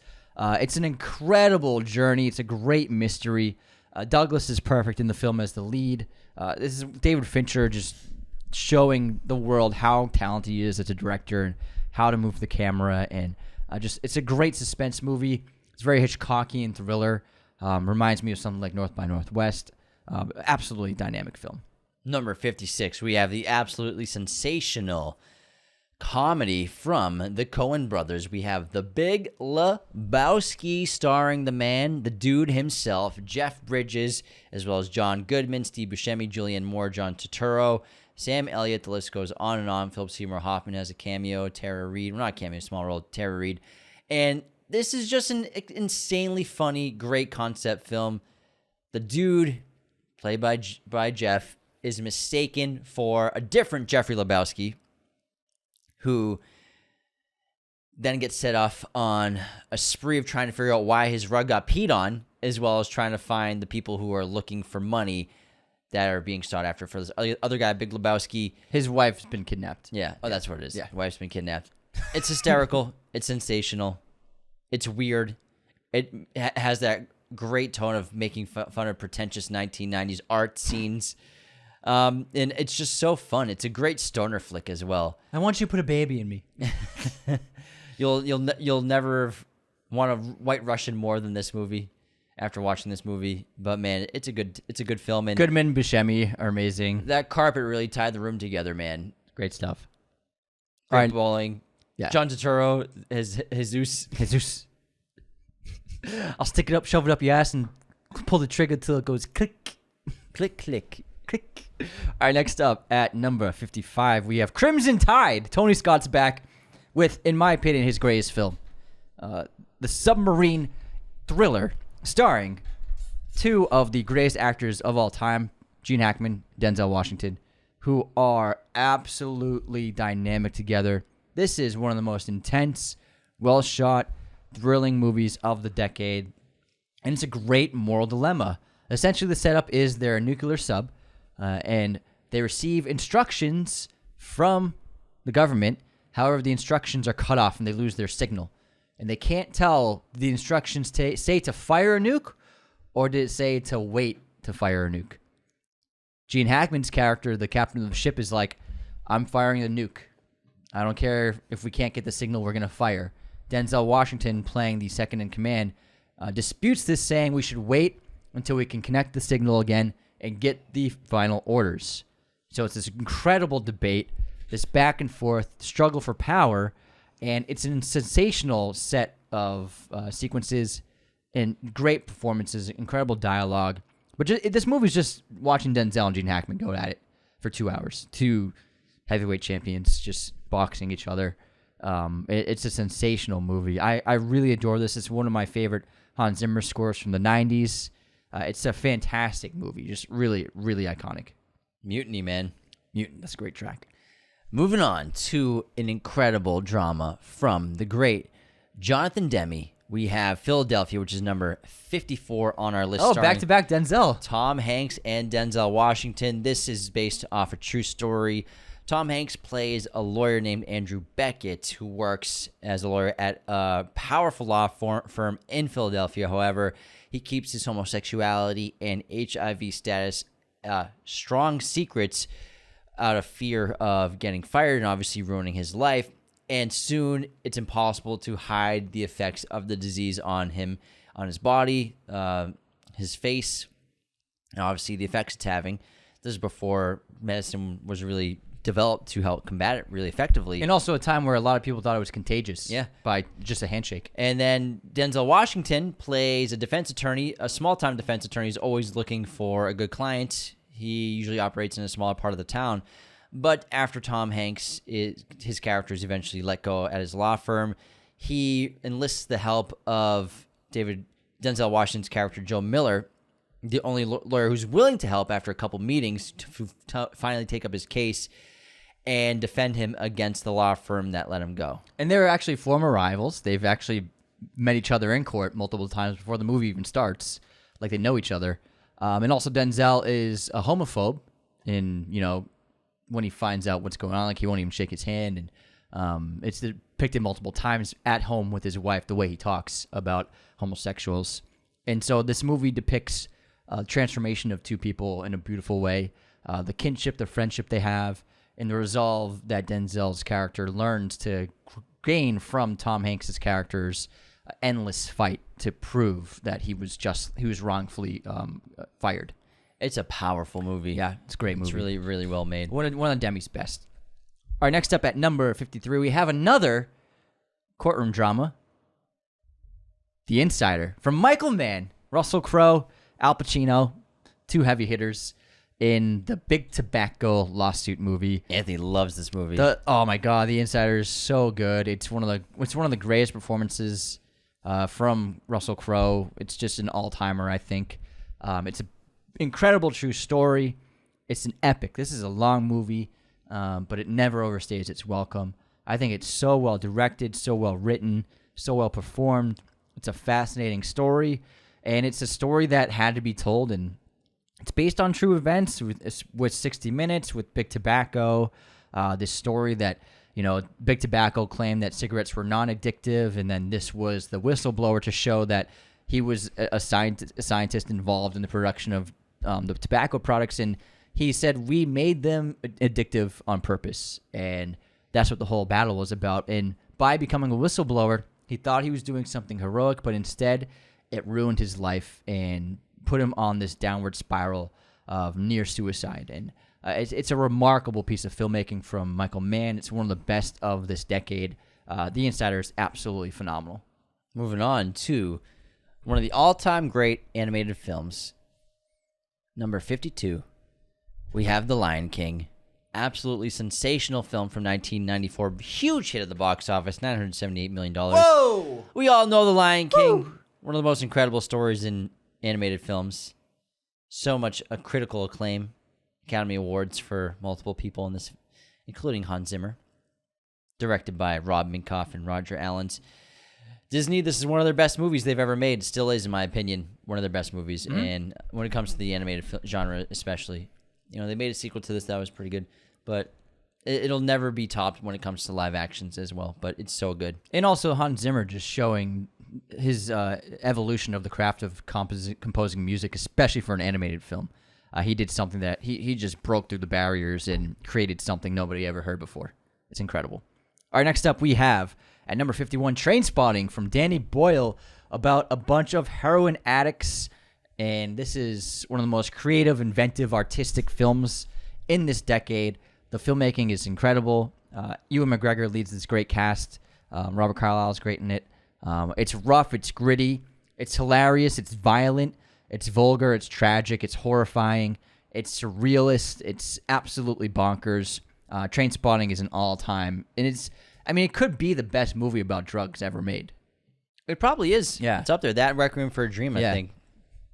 But I think Trainspotting. He's just got so much energy to his filmmaking. Yeah, it's so magnetic, man. It's an electric movie.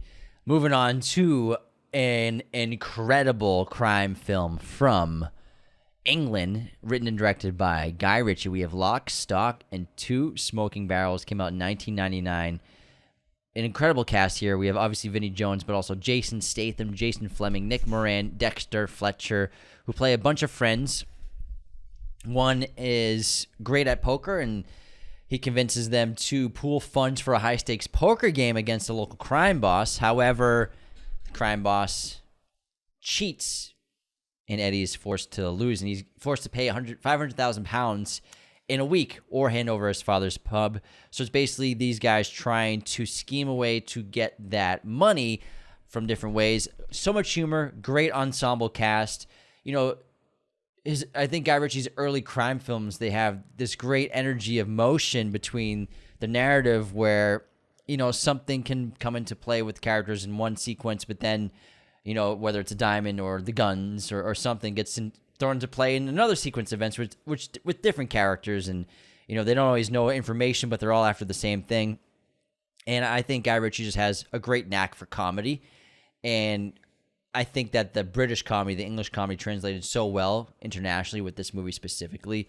Great sarcasm, great humor. Snatch is the same thing, great kind of comedy. Jason Statham is awesome in both those movies. Vinnie Jones is terrific. He's so funny in this film.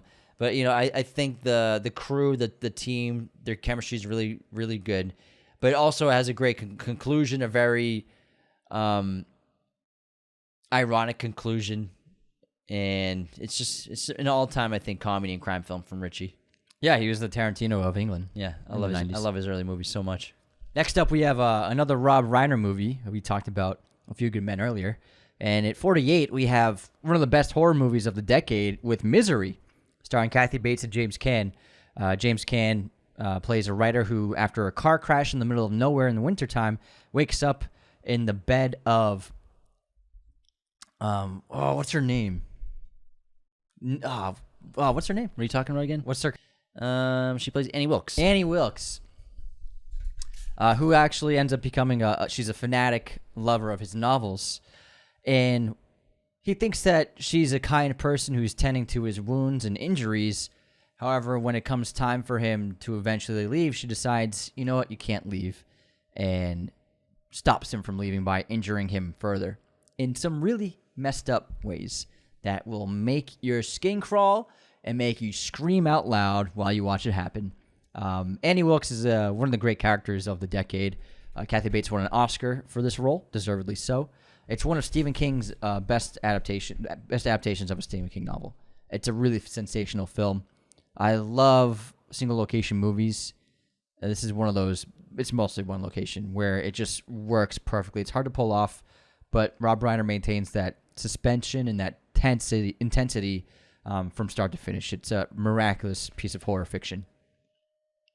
Next up, number 47 on our list from Luc Besson, The Fifth Element, starring Gary Oldman, Bruce Willis, Chris Tucker, and Milla Jovovich. This is an excellent and iconic science fiction film. It's highly original, written by Luc Besson.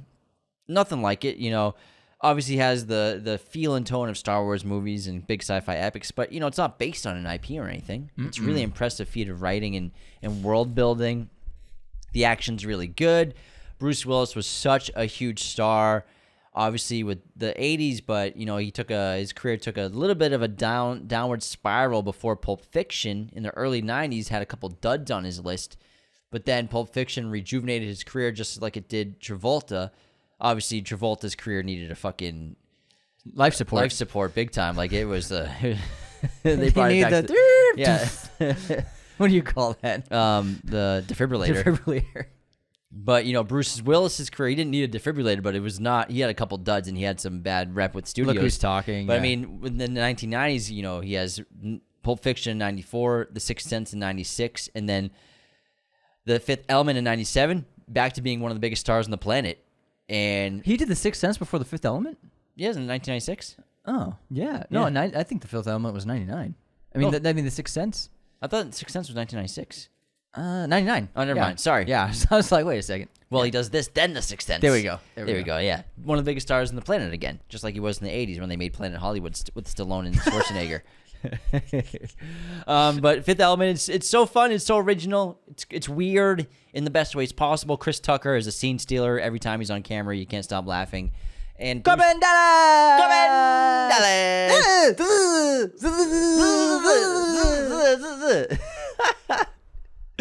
I love this movie. I'll put it on anytime. It's a good one. All right, next up at number 46, we have Edward Norton's starring role in American History X, which landed him an Oscar nomination, written and directed by Tony Kaye. This film is an excellent exploration of racism in America and tells a story of a former neo-Nazi who became reformed in prison, comes back home, and tries to save his younger brother from his past influence, played by Edward Furlong. This is a remarkable film.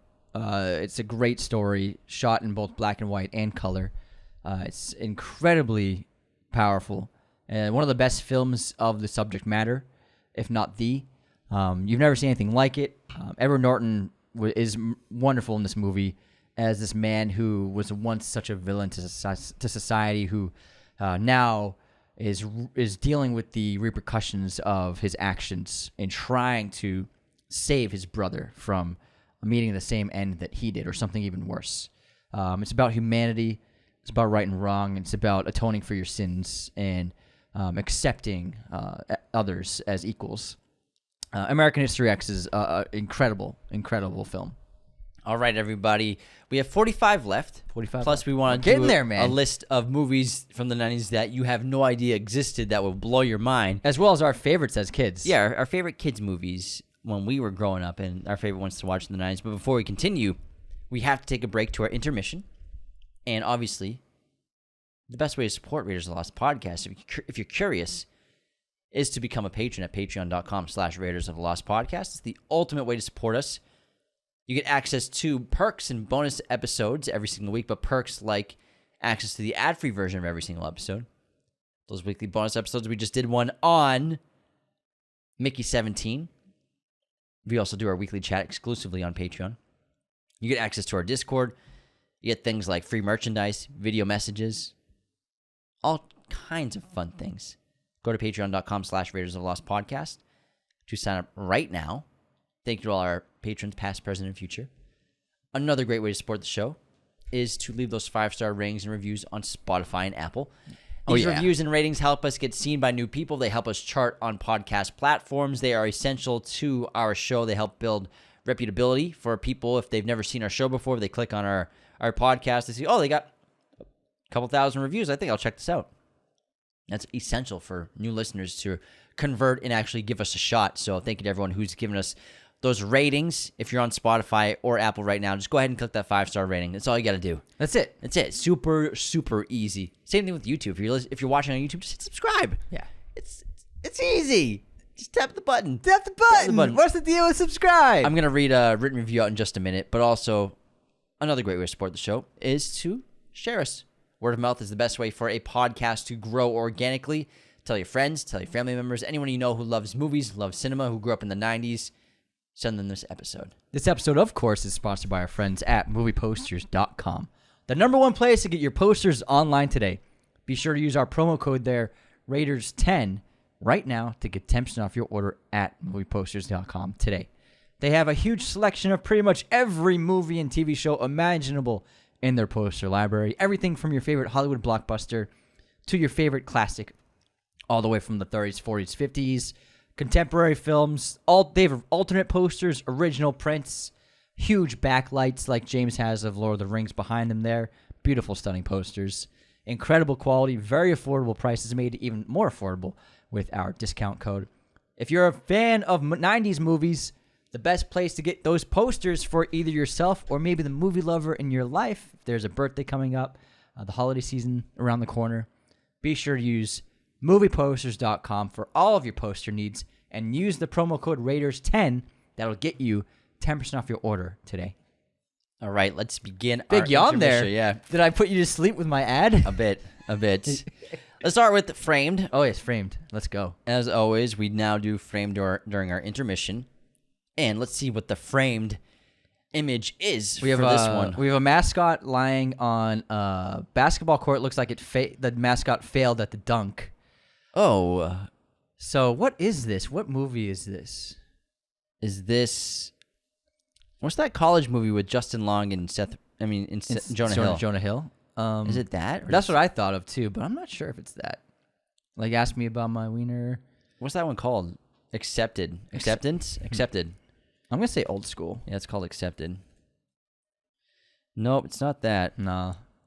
Pocket full of sunshine. We have someone holding a card. It says, "Dear Alice, love Nana, pocket full of sunshine." Alice. Nope, now we have, what's the guy who plays Sandman and Spider-Man? Thomas Hayden Church. There's a shot of him. Okay, so this is a coming-of-age high school comedy that is not coming to me. It's not Role Models, is it? No. Amanda Bynes. Amanda Bynes? Wow. Looks like she's... Easy A. Easy A. Oh, is it Easy A? Yep. That's Emma Stone on the right with the red hair. Oh, yeah, you're right. Didn't even see that. Nice job, Anthony. Thanks, man. I mean, 4 is not that great. It's 4 images. You're better than that. You're better than that. I am better than that. You know, maybe you'll have better luck during the intermission questions. So how about we move to our movie quote competition? Thanks, man. Are you ready, pal? I'm ready. You're so nice. I'm always Are you ready, buddy? I'm always nice. All right, let's do this. Here's the quote. Look, you're my best friend, so don't take this the wrong way. In 20 years, if you're still living here, coming over to my house to watch the Patriots games, still working construction, I'll fucking kill you. That's not a threat. Now, that's a fact. I'll fucking kill you. Good Will Hunting. Yeah. It might be on this list. We'll see. I doubt it. No, it's not that good. Yeah, it's all right. It's an okay 90s okay movie. movie. It's an okay movie. All right, next one. We have a quote from our fan Breck. Hey, Breck. No one wants to fuck me. I look like Voldemort. The fuck? Oh, it sounds really familiar. No one wants to fuck me. I look like Voldemort. I don't know.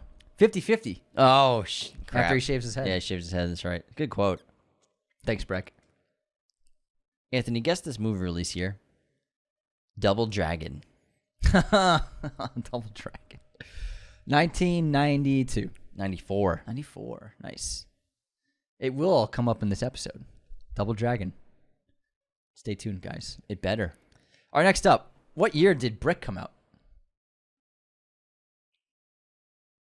I'm going to say Brick came out in 2000. 2005. Wow. It's way off. Yeah. Should be embarrassed. Kind of am. Anthony, movie pop quiz time. What sports franchise features the character Coach Bombay? Coach Bombay? Coach Bombay. Coach Bombay.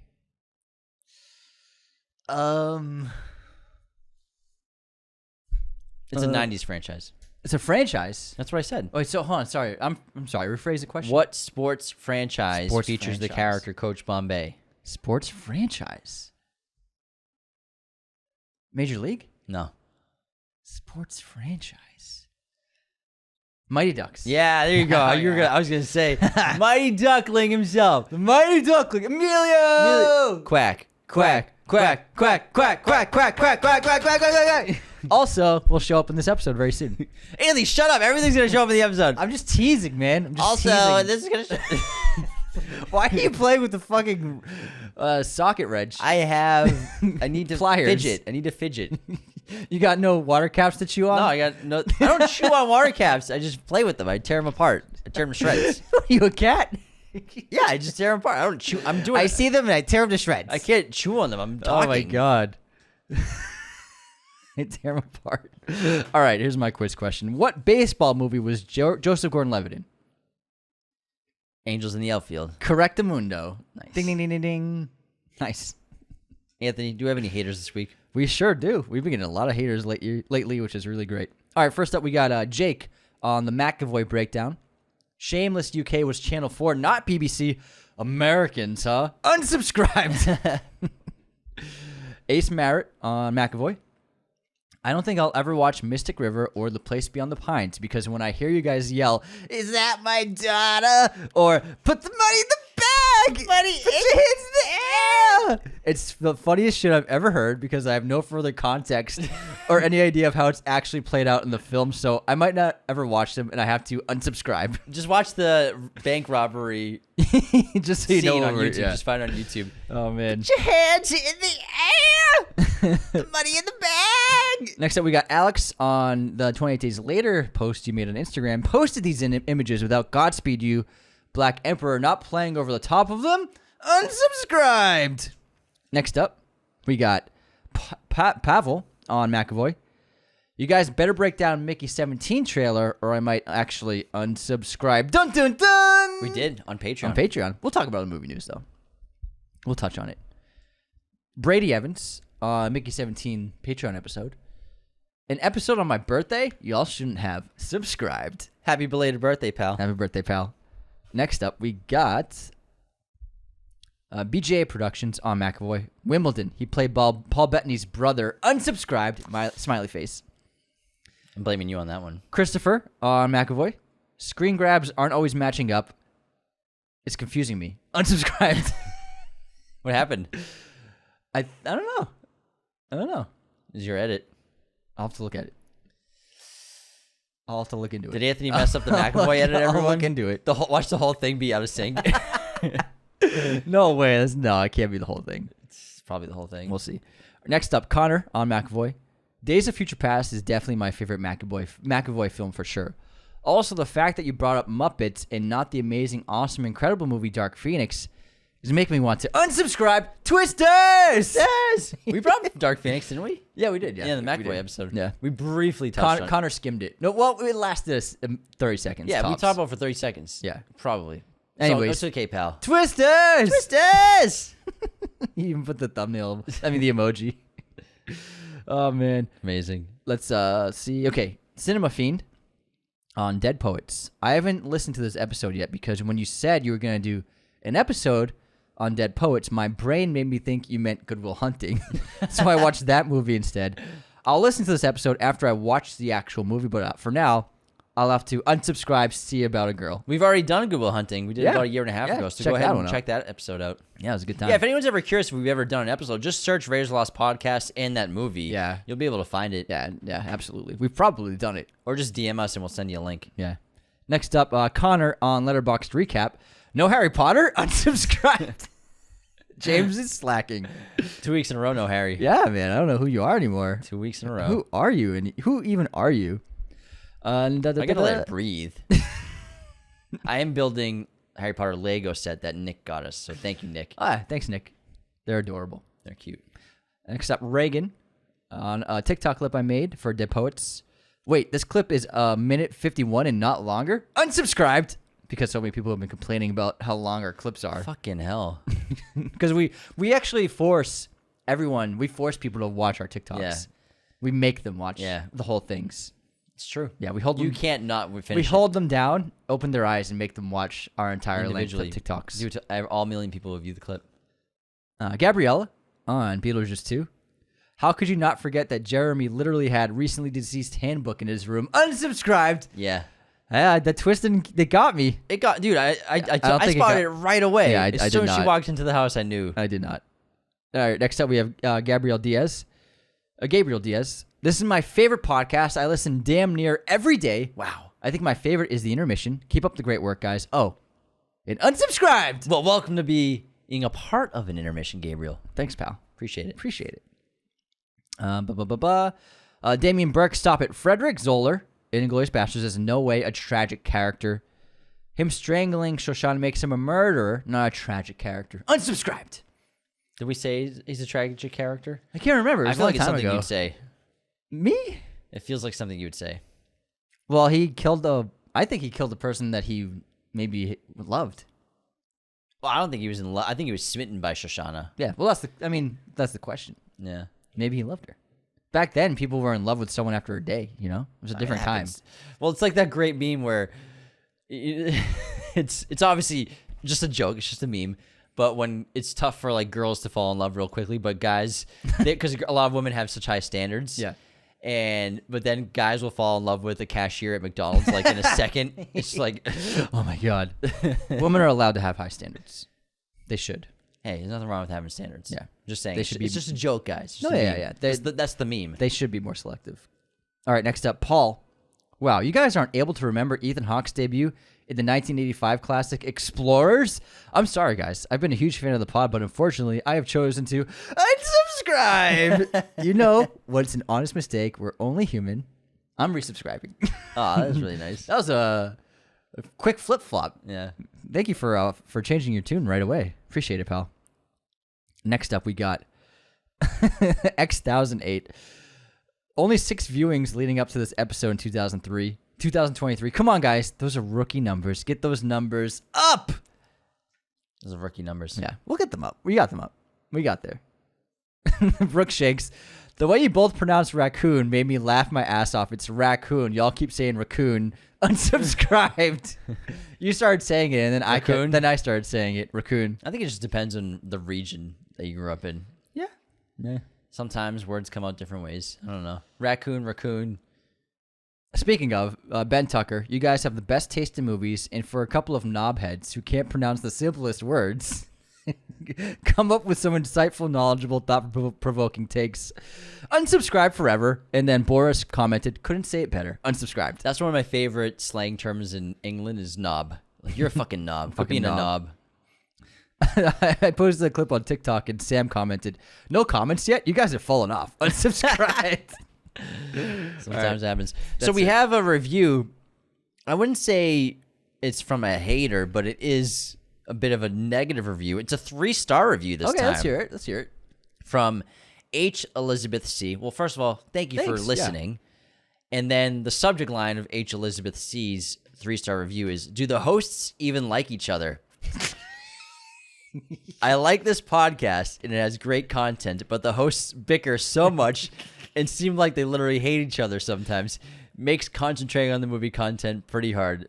Sorry, Elizabeth. We're brothers. Yeah, we're twins. We're Yeah. brothers. This is how we've talked our whole lives. Yeah. So we do get into little bickerings here and there. But honestly, We don't hate each other when we argue and bicker, we're laughing the whole time. Yeah, it's all a joke. Yeah, that's just how we grew up talking. We have 4 brothers. Our house was insane. And that's we just like to have fun and poke fun at each other. Just the bust whole each time. other's chops. You know? Busting chops. That's all it is. It's just it's part of our DNA from where we grew up. But we thank you for the kind words and you Yeah. loving the content and everything. But yeah, don't worry, H. Elizabeth C. We're best buds. Also, if you watch the older episodes, we never did that. Yeah. So there's like 200 old episodes where there were no bickering arguments. This is just who we are. Yeah. This is what we're like in real life. We like to have fun. We like to goof around. But also we love to bestow incredible bits of wisdom and film knowledge on y'all constantly. So it's a combination of both. Yeah. And also some episodes are way sillier than others. Yeah, it's true. Like the last movie news one was ridiculous. But we've learned to we used to be pretty controlled about how we behave, but now we let loose now and we just have a good time. We're just ourselves. Yeah. That's who we are. Mm-hmm. But hopefully you can come to accept that. Yeah. I feel like we don't bicker too much. Sometimes we There's bicker. been a few episodes where it's been a lot. Yeah, but like it's funny. Yeah, it's funny. I like it. I think it's funny. It's a good time. I love bickering. It keeps us on our toes. Yeah. No one else does it. Yeah. I feel like other podcast people don't bicker like that.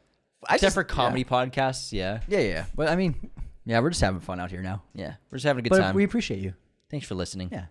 And thanks for leaving the review, even though it wasn't 5 stars. Any reviews? Yeah. Any reviews? Yeah. 3 stars, I'll take it. Yeah.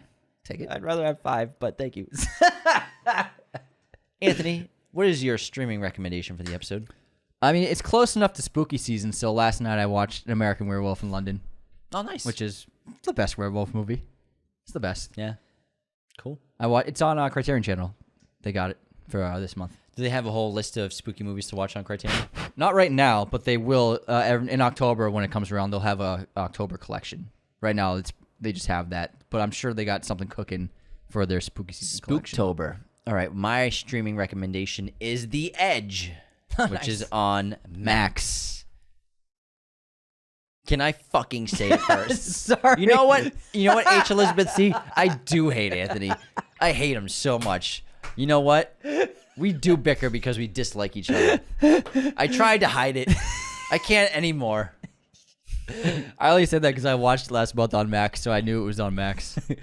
All right, thanks so much for tuning into this intermission. Let's get back to our 90 best movies of the 1990s. We still have 45 left. All right, now that we're back from the intermission, let's talk about a list first, actually, about our favorite 90s movies that we loved as kids, because some of these, like they don't quite stand up to movies like The What are you Matrix. saying? They're not up to snuff. They're awesome, but they're not in the top 90. Yeah, That's what you're saying. They're not Edward Yeah. Scissorhands. But we grew up loving them as 90s kids. All right, there we go, Jim. Smart House was great, Yes. which obviously the new Afraid movies kind of like that. Yeah, From Smart House Blumhouse. was the first AI horror movie. Johnny Tsunami, number 34. Great sports movie. Con Air, starring Nick Cage and John Cusack. Con Air with that hair. That con hair. Casper, the Friendly Ghost live action. Oh my goodness, what a fun movie. Jingle All the Way at number 31 was a great holiday movie. Arnold. We love that. And then Demolition Man, which we mentioned earlier. There it is. Sandra Bullock, Sylvester Stallone, the 3 seashells. He doesn't know how to use the 3 seashells. Every restaurant is a Taco Bell. Wesley Snipes is a great villain in this. What's his name? It's one word. It's like Cypher. I don't think it's one word. I think it's 2 words. It's like... Hold on, let me look it up. Starts with an S. Simon. Simon? Simon Says. No. It's Simon Phoenix. Yeah, Simon Half Says. right. No, his name's Simon. He says Simon Says. Is that like a catchphrase? Yeah. Simon Says. Yeah. Oh, yeah, maybe you're right. I am right. I love how you Googled it and I was right. And you still were like, kind of right. You know what, Elizabeth? I still hate him. You said his name was Simon Says. No, I said Simon Says, just like... Okay, gotcha. Look, it's his slogan. Gotcha. Obviously, Okay. it's not his name. Gotcha. Moving on to Jumanji. It's a great, great movie. Almost made the top 90. Almost. Falls off in the second half a bit. What doesn't fall off is Air Bud. That honestly should be number one. Perfect movie through and through. The original Air Bud where he plays basketball, guys. It's the best one. Based on a real dog. The Prince of Egypt is a sensational animated film. Space Jam. Great 90s movie. You want to split up? It's down the Space Jam. I got a real down. Listen to the Space Jam. Yes, sir, Space Jam. I want to fly like an eagle. Anyways, let's move on. Homeward Bound. Oh my gosh, what a The great Talking dog Animals movie. And cat. Cat, Yeah, there's a cat in there too. Oh man. Yeah, that's a great one. And then George of the Jungle with Brendan Fraser. Great one. Small Soldiers. Awesome kids movie about toys that come to life and they have a war. There's the army soldier toys who are the villains. I think Tommy Lee Jones voices their leader. And then there's like the sci-fi animal creature toys, which are like the good guys. This movie freaked me out when I was a kid.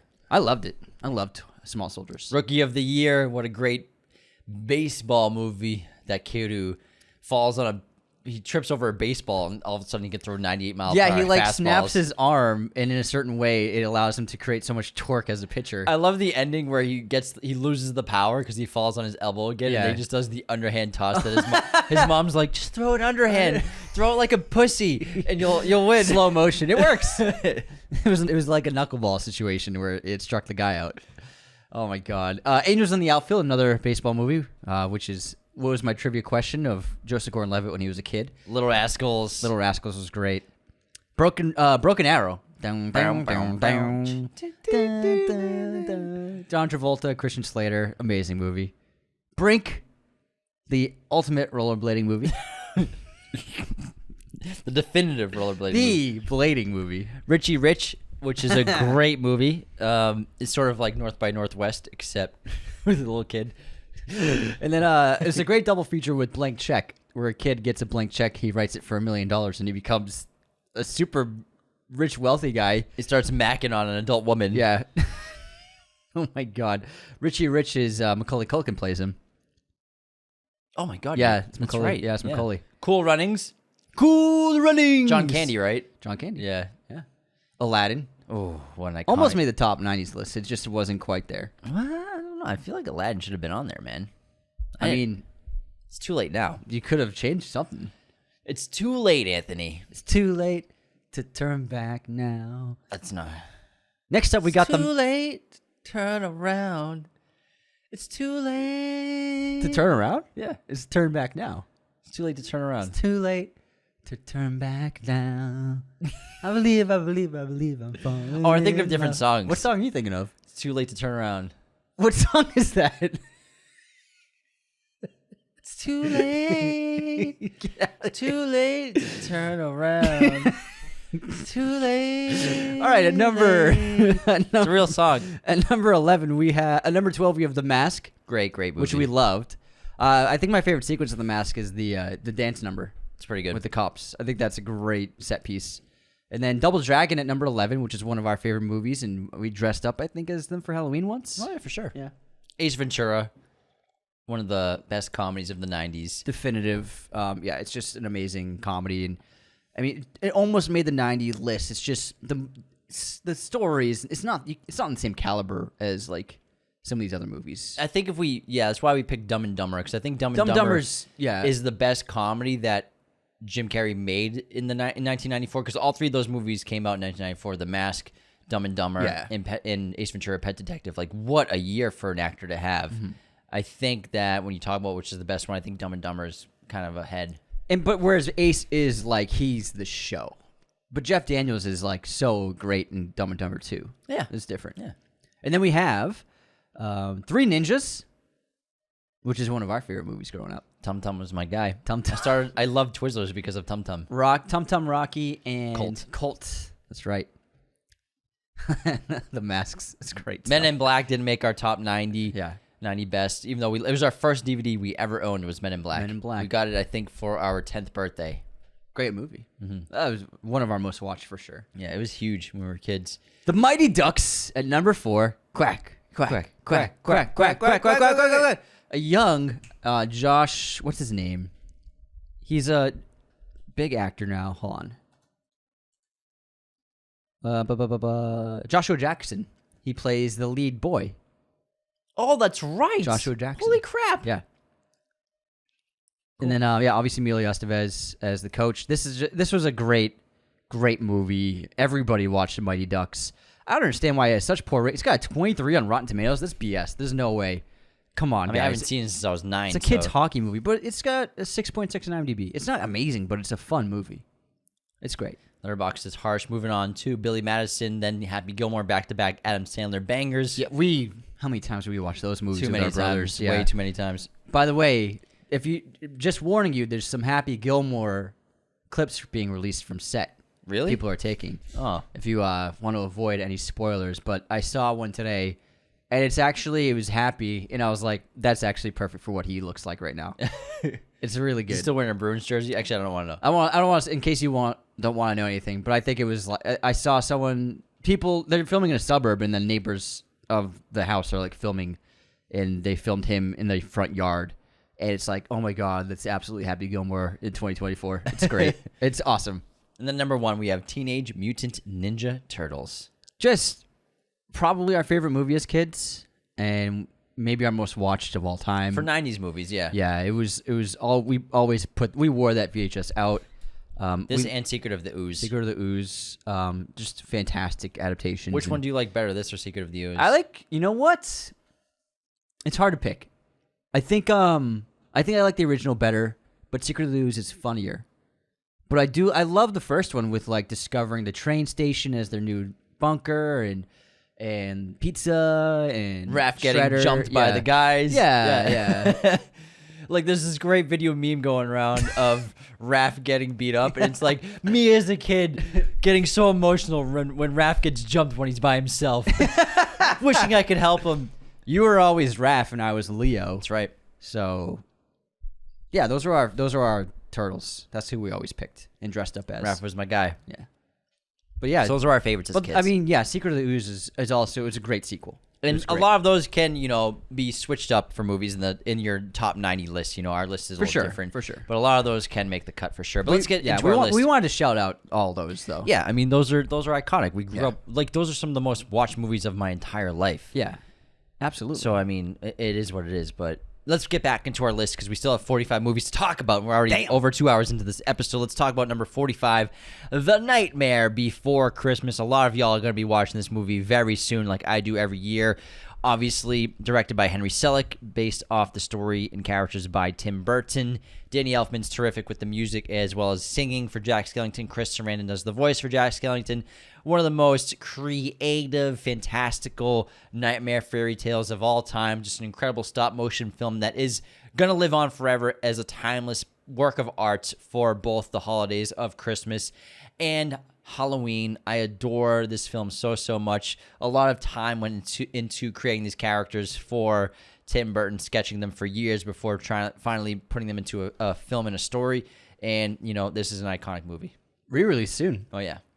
Next up, we got Gattaca, one of the most underrated sci-fi films of all time, starring Ethan Hawke, Uma Thurman, and Jude Law as the perfect male specimen. This is a great film. I love this movie. It's one of the better science fiction films of the modern era. If you haven't seen it, definitely check out Gattaca. It has great things to say about gene technology, perfection, human potential, hierarchies, social classism. It's a fantastic sci-fi story. Jude plays the ultimate male or a specimen twice in the 90s because he also in AI artificial intelligence plays the sex robot. Was that 2000 or 2001? Okay, 2001. So basically around the same time. In his prime, man. He still looks great, man. He does. But there was a photo shoot with him in the cast of Eden. It's like Sydney Sweeney, Anna de Armas, Vanessa Kirby. Yeah. And him, and I looked at the photo. I was like, he's still the hottest person on that couch. Still got it, man.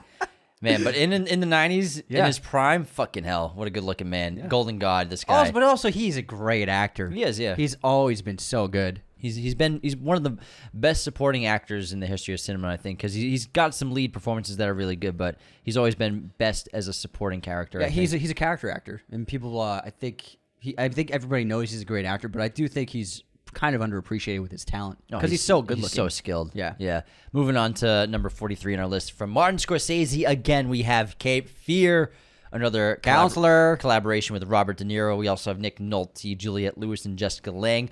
Of course, this is an insanely memorable movie, a remake. De Niro plays Max Cady, who was imprisoned on rape charges. However, his lawyer did not back him up and obviously withholds evidence that could have got him off. And then after his release from prison, begins to torment his family and his entire life until he tries to kill him. Incredible performance from De Niro. So good. I love this movie. It's a monster movie, man. Great cinematography, too. Great camera work. Next up, we have at 42, Groundhog Day, the original Repeating Day movie, starring Bill Murray and Andie MacDowell.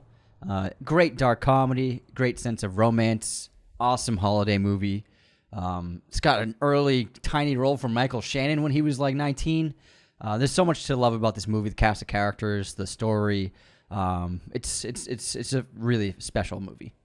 Moving on to a Cameron Crowe written and directed Tom Cruise movie, we have Jerry Maguire, which was a huge hit at the box office, almost hitting $300 million in 1996. Tom Cruise, as well as Cuba Gooding Jr. and Renee Zellweger round out this main cast. Jerry Maguire, played by Tom Cruise, is a sports agent who loses all of his clients except for one, played by Cuba, who plays a wide receiver with a big mouth and a ton of potential. Eventually, they go off to build his career and his season out really well, and he leaves his agency with Renee Zellweger, who plays like a secretary. Who's coming with me? Who's coming with me? Sensational film, great romance. Don't worry, I'm not gonna make a scene. Tom is so unhinged in this movie in the best ways possible, and it's a great love film as well, and a movie about family, Great and romance friendship. movie. Yeah. It's really terrific. It's very sweet and cute at times, and Oscar-winning role for Cuba Gooding Jr. here. I think it's one of the better rom-coms. Show me the money. Show me the money. I love black people.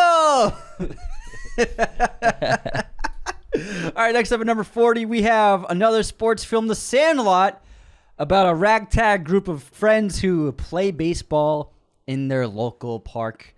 And there's a villainous dog over the fence. They lose an iconic piece of memorabilia. The lead characters stole from his dad's trophy case.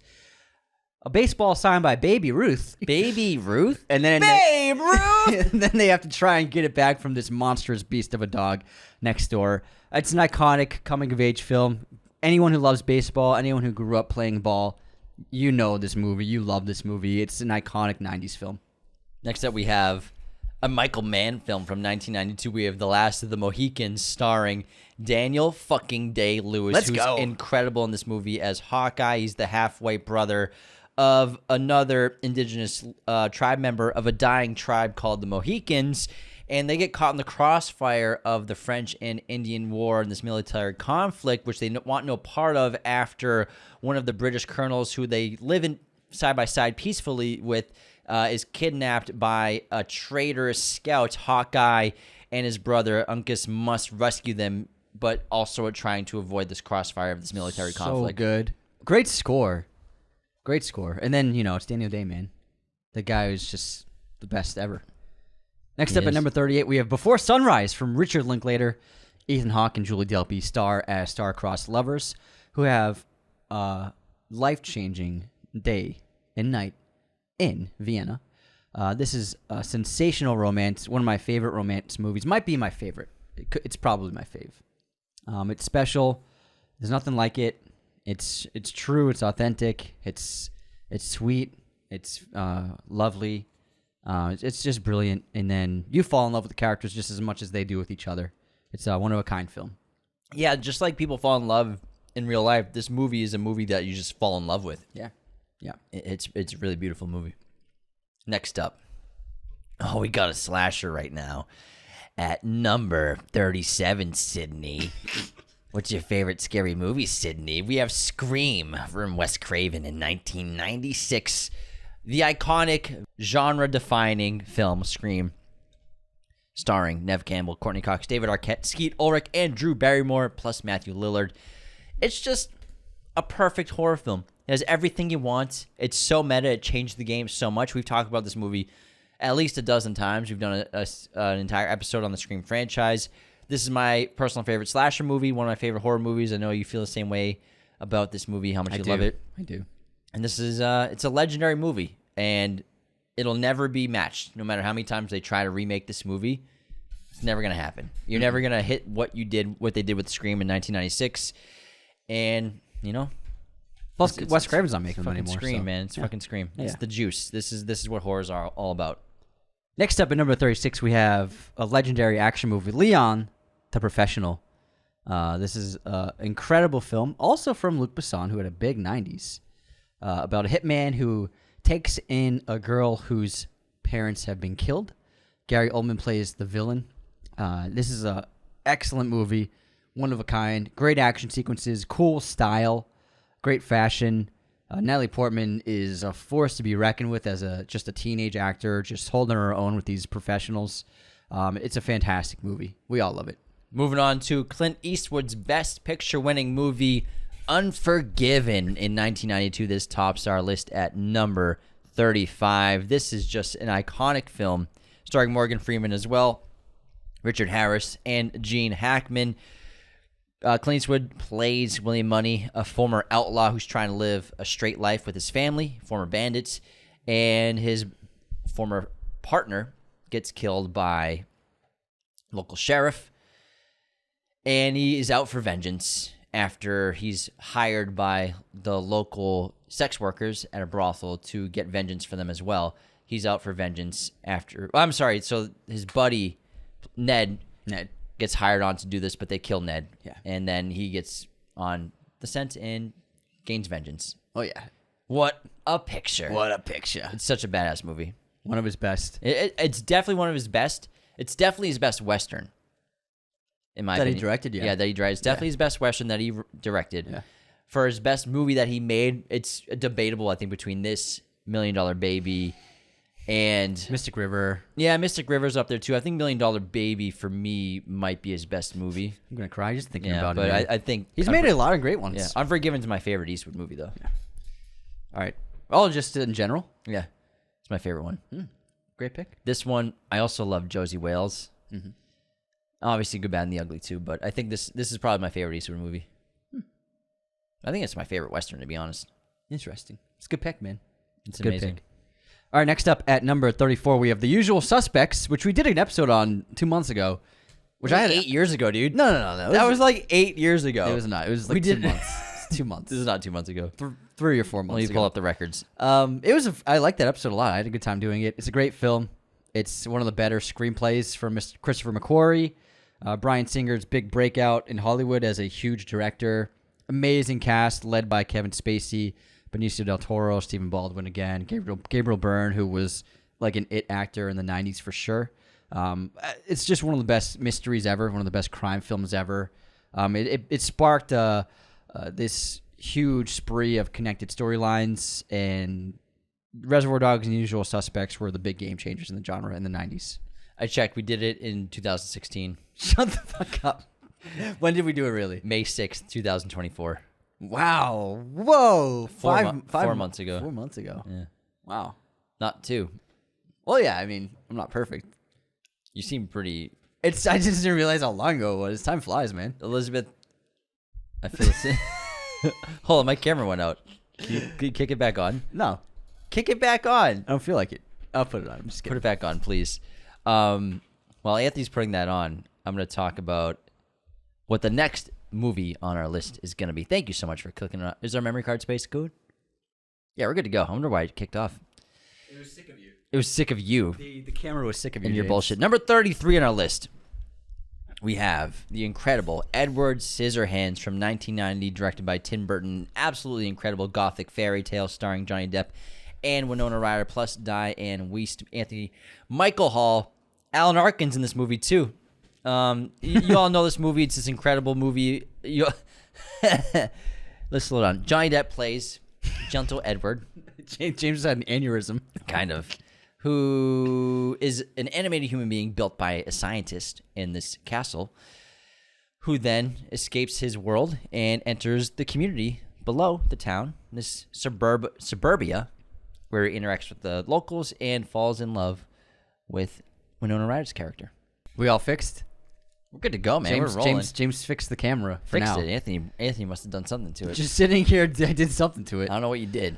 Whatever it is. You planted a bug in the camera.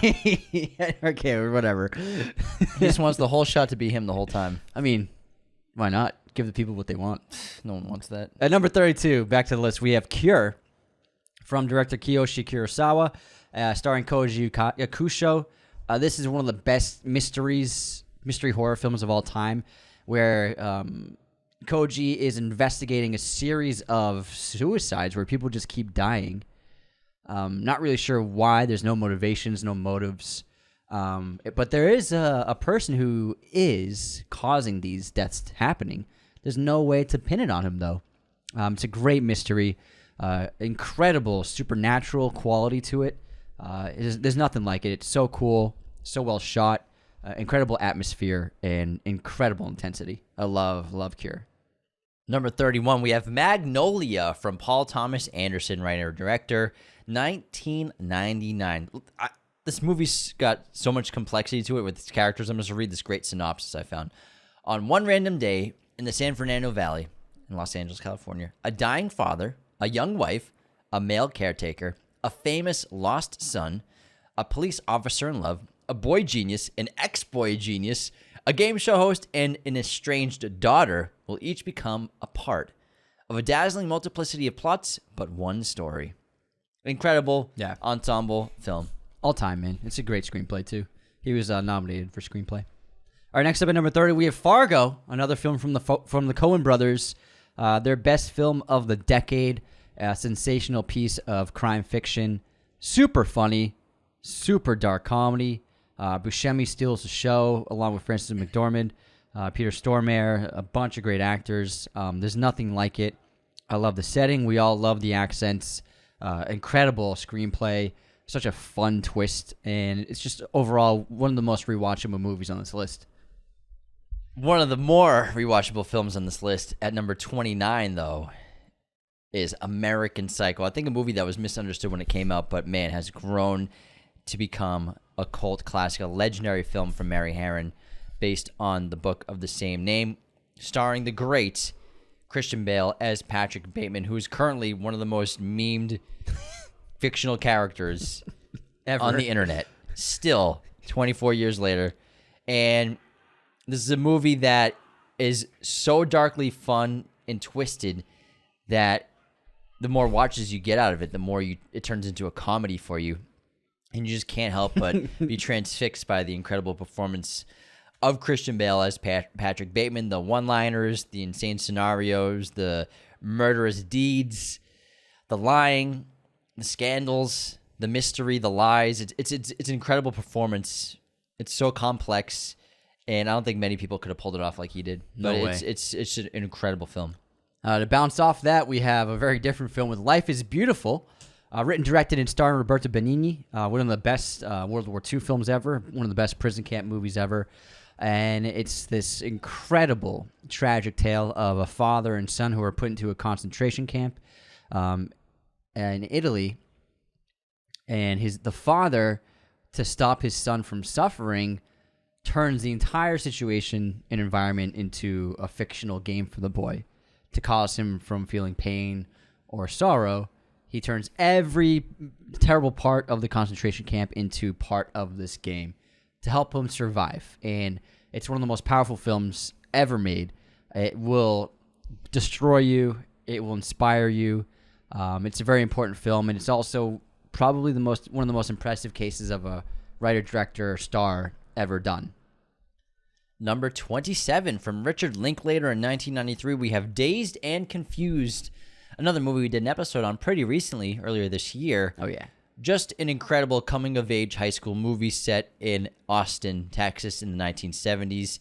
After the last day of school ends, and we follow all the high schoolers, what they're doing on that final day, whether they're freshmen or 8th graders getting hazed by the new seniors, because they'll be the new freshmen trying to escape, or we're following the new seniors themselves on their coolest night out. The cool kids, the jocks, the stoners, everyone's friends.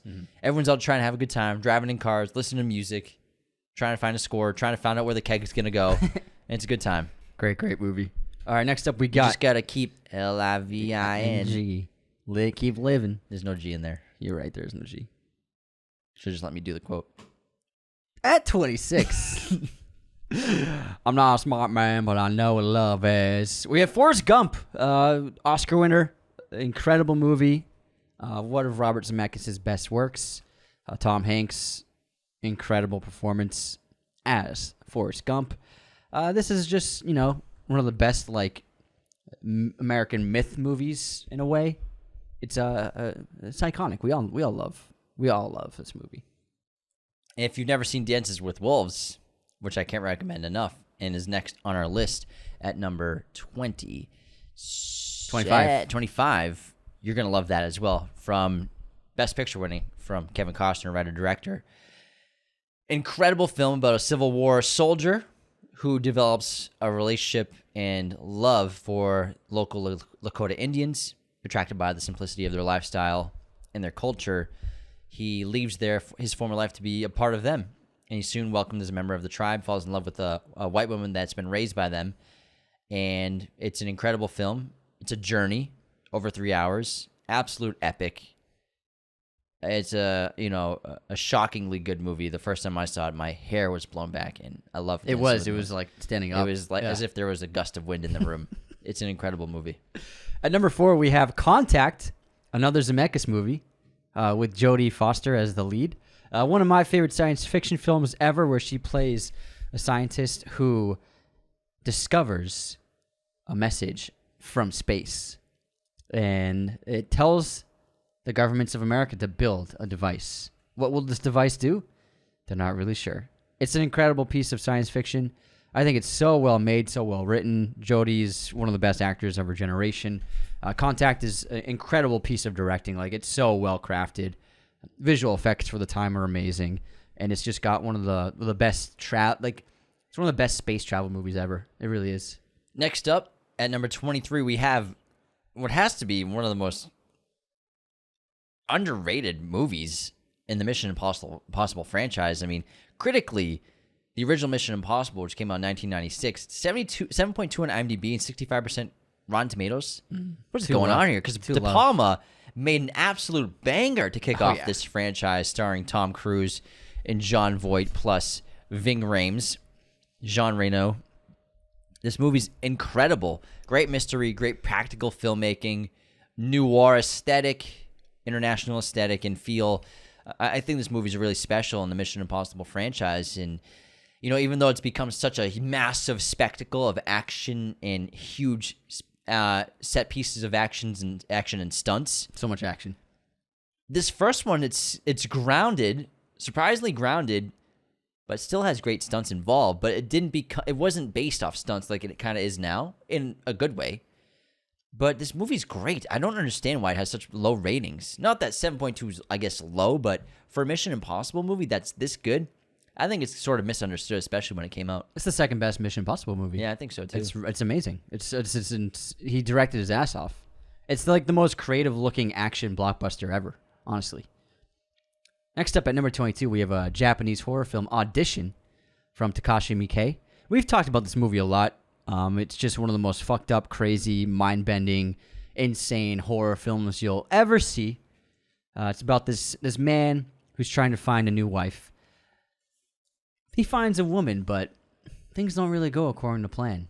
Well, he's a casting director, and he uses his casting directing power to try and cast his wife. Yes. And don't do that. Yeah, it doesn't work out. Doesn't work out for him. Didn't deserve what he got, but fucking hell. This movie's insane. Let's talk about one of the most loved movies of all time in general.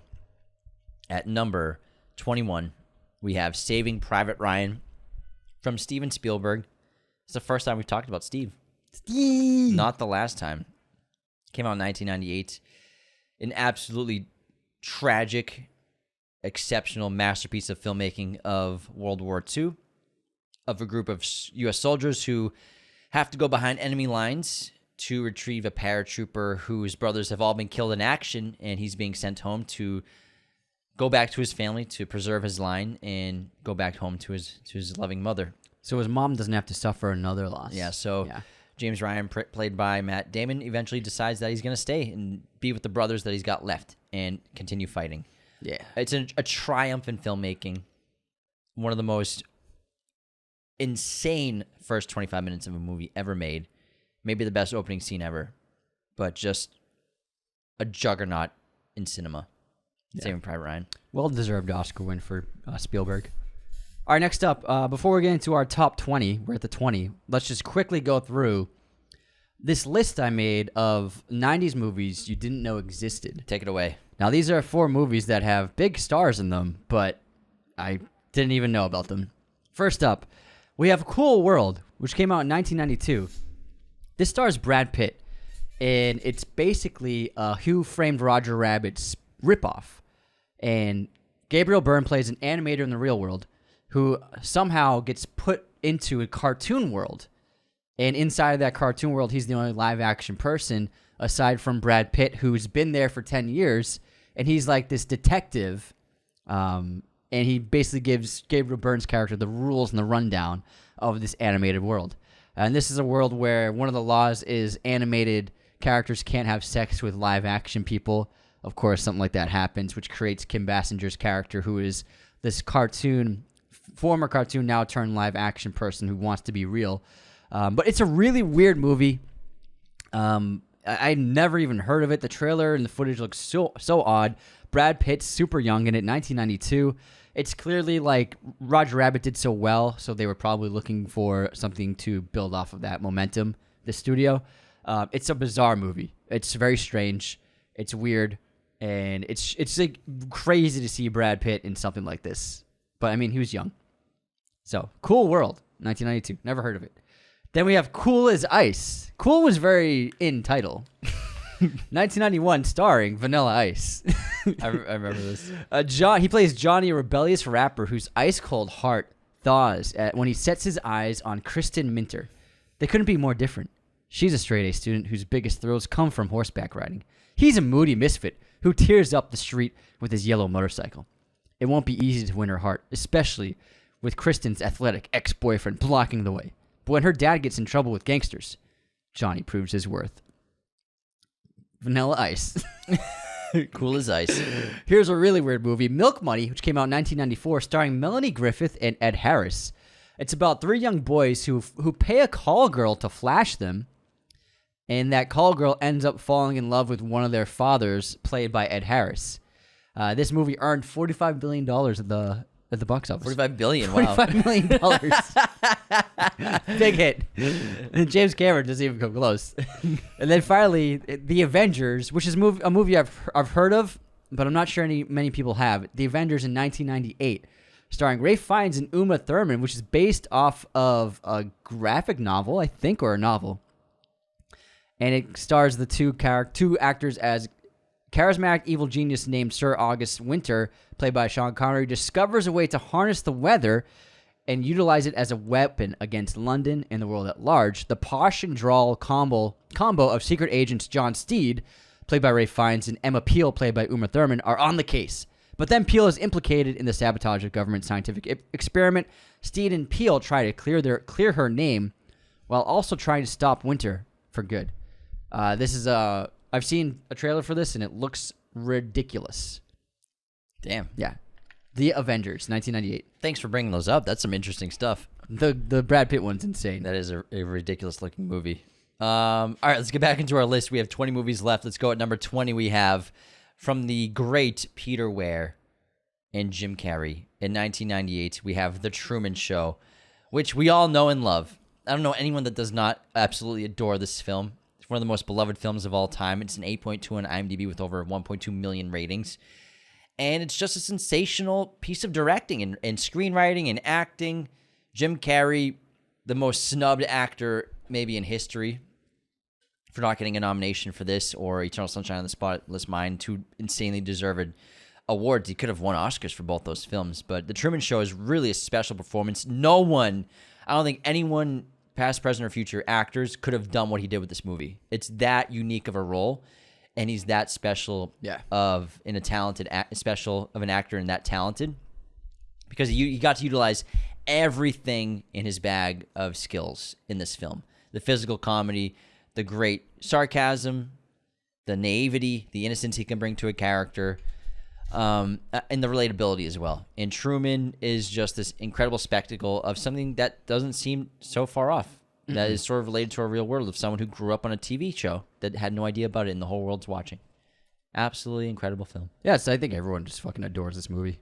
All right, next up at number 19, we have Casino, one of Martin Scorsese's best. It's about Scorsese. You added like 8 letters that are not in his name. Scorsese's. About Chicago mobsters who moved to Las Vegas to take over. De Niro and Pesci are the leads with Sharon Stone. It's an amazing film. Great cinematography. It's just an epic. It's so good. It's funny. It's entertaining. It's stylish. Scorsese evoked like this old Hollywood feel to it, and it's about Vegas, but not just for gambling, but for shows and the spectacle that people sought when they went to Vegas for the show like quality of it. It's in my opinion one of the most magical, sensational crime movies ever made. It's fantastic. Next up at number 18, The Sixth Sense, the wild hit from M. Night Shyamalan, 1999, grossing $672 million at the global fucking box office. Woo! Starring Bruce Willis, Haley Joel Osment, Toni Collette, and Donnie Wahlberg. Obviously, Joel plays a young boy who's haunted by a dark secret. He can see ghosts who have unresolved problems, and they appear to him in shadows and at night and during the day. And he's being helped by child psychologist Dr. Malcolm Crowe, played by Bruce Willis. Obviously, we won't spoil this, even though everyone knows the end of this movie and the big Shyamalan twist in this film. But what an absolutely sensational feat of directing and a mega hit. Yeah. A huge box office success. Mm-hmm. Bruce Willis made over $100 million in this movie alone because he got gross percent of box office. But what a film. Next up at 17, we have Braveheart from director, star, writer Mel Gibson. One of the best war movies ever. An awesome film based upon the history of Scotland versus England and their fight for freedom. Playing William Wallace, one of the icons of Scottish history. It's an amazing film. It's massive in scope, romantic, tragic, brutal, and so much fun. It's so much goddamn fun. I love it. Lots of kilts. Lots and lots and lots of kilts. You're absolutely right. Number 16, guys. We're talking about Quentin Tarantino here. For the first time. First time. We have Reservoir Dogs, 1992. One of the genre-defining film from 1992 for crime, heist movies. You know, this became so goddamn cool that everyone tried to make their own Reservoir Dogs. The look, the aesthetic, all the guys wearing black suits, black ties, white shirts, the characters, the mystery. It's a heist movie where you don't see the heist. You see everything that happened leading up to the heist and everything after the heist. Trying to find out who the traitor is, who the rat is, who the survivors are. Incredible performances from everyone. Remarkable screenplay from Tarantino. It's just an all-time movie. Absolutely. Next up at 15, we have American Beauty from director Sam Mendes and Oscar-winning writer Alan Ball. American Beauty is incredible depiction of the hidden issues in suburbia and the American dream and loneliness, depression, identity. Kevin Spacey leads the cast. Annette Bedding's great. One of the best acted movies of the decade. One of the best screenplays also of the decade. It's just an absolute powerhouse of a film in every aspect of the word. And it's just an iconic piece of American cinema. Sure is. Another one is number 14 on our list. L.A. Confidential from 1997, directed by Curtis Hanson. Incredible cast. Russell Crowe, Guy Pearce, Kevin Spacey, Kim Basinger.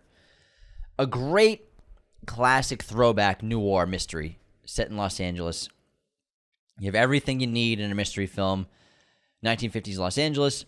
We have the mysterious woman. We have a hotshot detective who's popular with the world in tabloids with Kevin Spacey. We have Russell Crowe, a hotshot detective. We have corruption. We have secrets. Guy we Pearce, have the murders. hotshot detective. Guy Pearce, another. Guy Pearce isn't. I guess you would say Russell Crowe's a hothead. Hothead. Guy Pearce is a hotshot. Fast climber. Fast climber. Boy Scout. Boy Scout kind of guy. It blends so many genres. DeVito's great in this movie too as a tabloid magnet, and it's a great film. The style, the tone, the music, the fashion. Great violence. I mean, it's an incredible movie. So much energy. I love LA Confidential. I hadn't seen it in a while. I watched it, I want to say in the spring this year for the first time in like 10 years. It still holds up. It's an awesome movie, man. Yeah. Another movie we love. We talk about it a lot. Talented Mr. Ripley. We mentioned it earlier. This comes up weekly. Talented Mr. Ripley is just one of the best movies of the 90s. One of our favorite movies. Matt Damon, Gwyneth Paltrow, Jude Law. Italy. Sensational. The music. The cinematography. The style. The murder. It's amazing. We all know Talented Mr. Ripley. We also all know number 11 on our list. Or 12. Terminator 2 Judgment Day, the sequel to the smash hit Terminator. Arnold Schwarzenegger is back as the T-800, fighting for John Connor and Sarah Connor, protecting him against the T-1000, the new model, the shape-shifting model from Skynet, who sent back in time to kill John Connor. Absolutely incredible film. One of the best action movies, if not the best action movie ever made. Spectacle filmmaking, incredible stunts and action. Just one of the most badass and coolest movies in the history of screens, of entertainment, of film, TV, anything. It's that good of a Every fucking screen, movie. yeah. Everything. We're so lucky to live in a world where this exists. We're also lucky to have, at number 11, Good Will Hunting. Personal favorite of ours. One of the best screenplays. It's up there, best screenplays of this entire decade. Another Oscar winner for writing. It's Gus Van Sant's best film.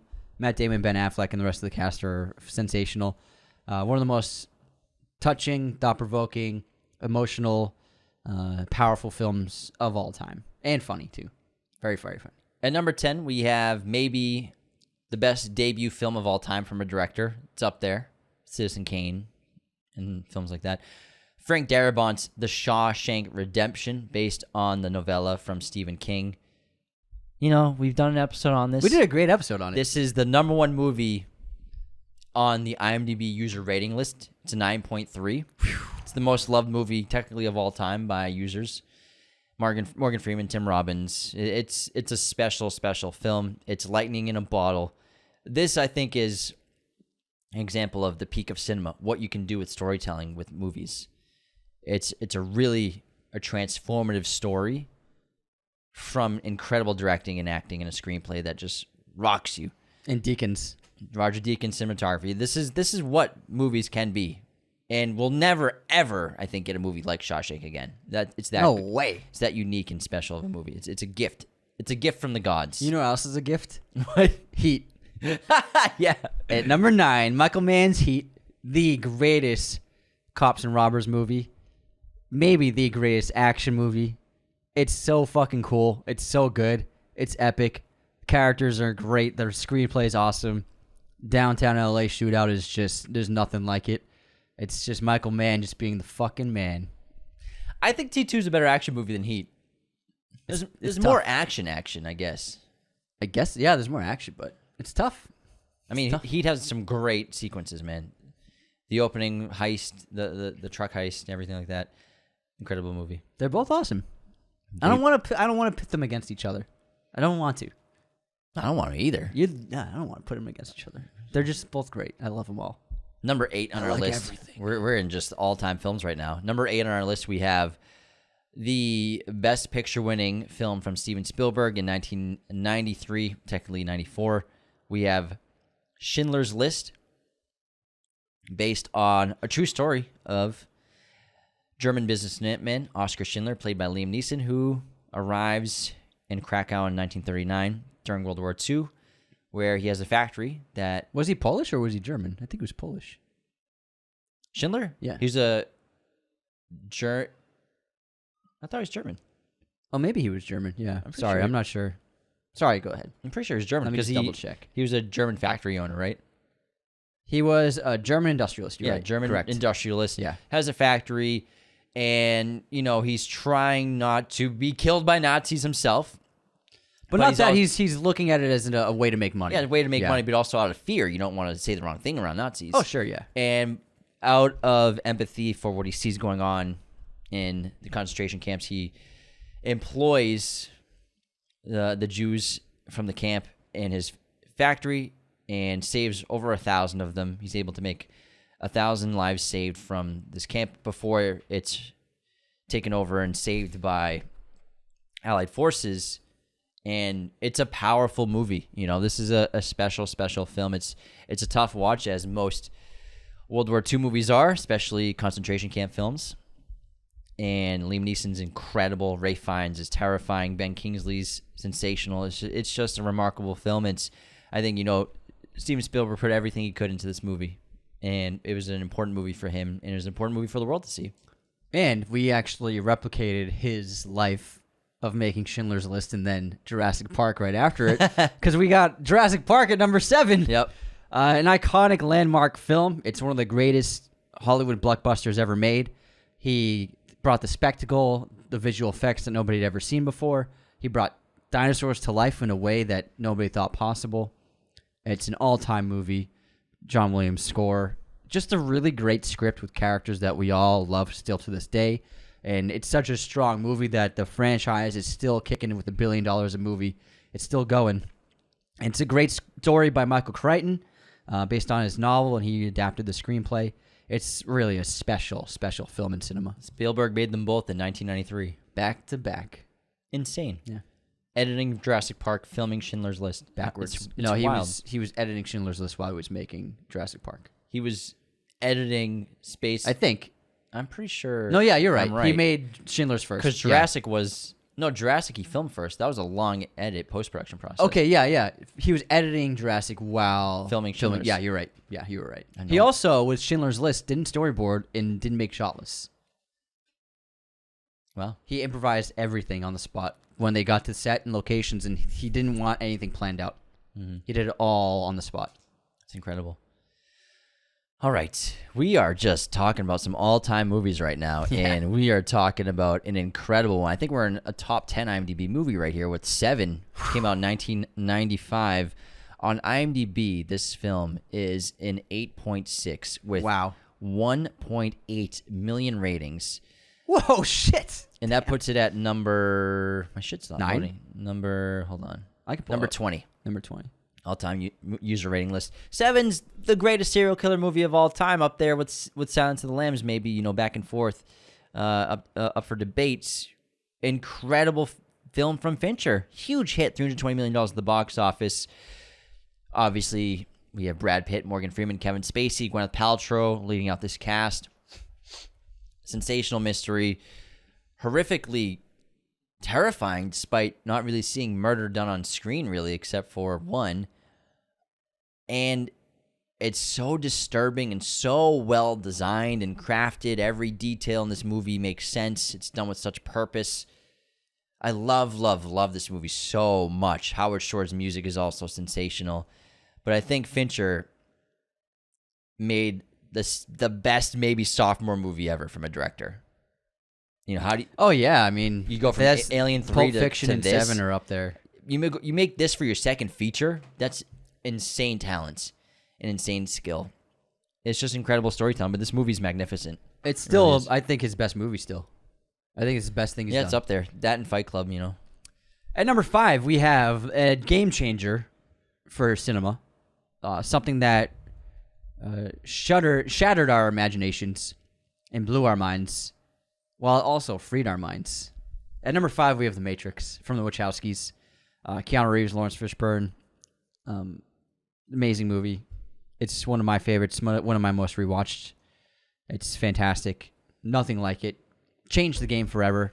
Nobody's been able to replicate it, not even themselves, because it really is just lightning striking. The Matrix, number 5. You could argue that Fight Club At number 4 is also lightning striking. 8.8 IMDb with 2.4 million ratings. Wow. Number 13 on the list. Woo. It's one of the most loved movies of all time. Number 13 on IMDb's list. IMDb's list, Wow. yeah. And Fight Club 1999, the greatest year in cinema history. Another David Fincher movie. He made 2 in our top 7, which is pretty sensational. Damn. You know, I mean, we can talk all day about Fight Club. We can talk all day about The Matrix. You've all seen these movies 20 times, probably Yeah, just like us. Yeah. But, you know, it deserves to be up there. And then number 3, Goodfellas, our favorite Scorsese movie to watch. 1990. Could have easily won Best Picture, but it didn't. It's one of the best Italian American movies ever made. The best mafia movie ever made. It's Goodfellas. We all know. You think Goodfellas is better than Godfather then? It's one of the. It's up there. It's one of the best mafia movies ever made. It could be the best. Sure is. It could be the best. You said the best. You said definitively the best. Did I? Yeah. Oh, well, I'd have to think about it. Sorry if I said that. I misspoke. That's okay. I gotta think about it. Don't worry about it, man. Number 2, Pulp Fiction, baby. Pulp Fiction. I mean, What else? it's Pulp Fiction. It changed everything. Yeah, we all know Pulp Fiction. It's Pulp Fiction, everybody. Come on. But, I mean, the final one. Yeah. Let's go to our number 1 pick. Yeah. For the best movie in the 1990s. I think that you and I both agree with this without question. I mean, it was pretty easy number 1 for us to put. And that's Silence of the Lambs. It's one of the greatest movies ever made. It's some of the best acting of all time, cinematography, directing from Jonathan Demme. This is one of the best directed movies ever. And it's the greatest serial killer movie, one of the greatest crime movies. There's so many lists you can put it on. There's so many ways to talk about it and dissect it. It's a very complex film from every angle, whether it be the writing, the directing, cinematography, production design, the acting. There's so many layers to it. It's one of a kind. It has stood the test of time. This is on this list, maybe one of the most people try to make movies like Silence of the Lambs more than any other movie. Nobody's been ever able to come close to Silence of the Lambs. It's really a special piece of work in a league of its own. Number 1. Well said. Silence of the Lambs. The best movie from the 1990s. Hell yeah. 1991. Wow. Started out with a bang. Yeah, pretty big movie. All right, that wraps our 90 best movies of What the an 1990s. episode. Let us know what we missed, what you think your number 1 movie of the 1990s is. Feel free to send us a DM or respond to our post on Twitter that we did last week. Wow, we almost hit 3 hours on this episode. Woo! It's going to be a long edit for me. Have fun with this, man. Fucking hell. Next episode, we're doing 6 hours. Thank you so much for tuning in to this extra long episode of Raiders of the Lost Podcast. Become a patron today at patreon.com/Raiders of the Lost Podcast. Leave those 5-star ratings and reviews on Spotify and Apple Podcasts. Subscribe on YouTube, like, comment, share with everyone you know, and take care, everybody. See you next time. This episode was brought to you by our chosen one patrons, Jacob Kossler and Nicholas Martin. Thanks so much, boys. Raiders of the Lost Podcast is a mirror image production. Sound mixing done by Jacob Kossler. Opening music by Chase Jackson.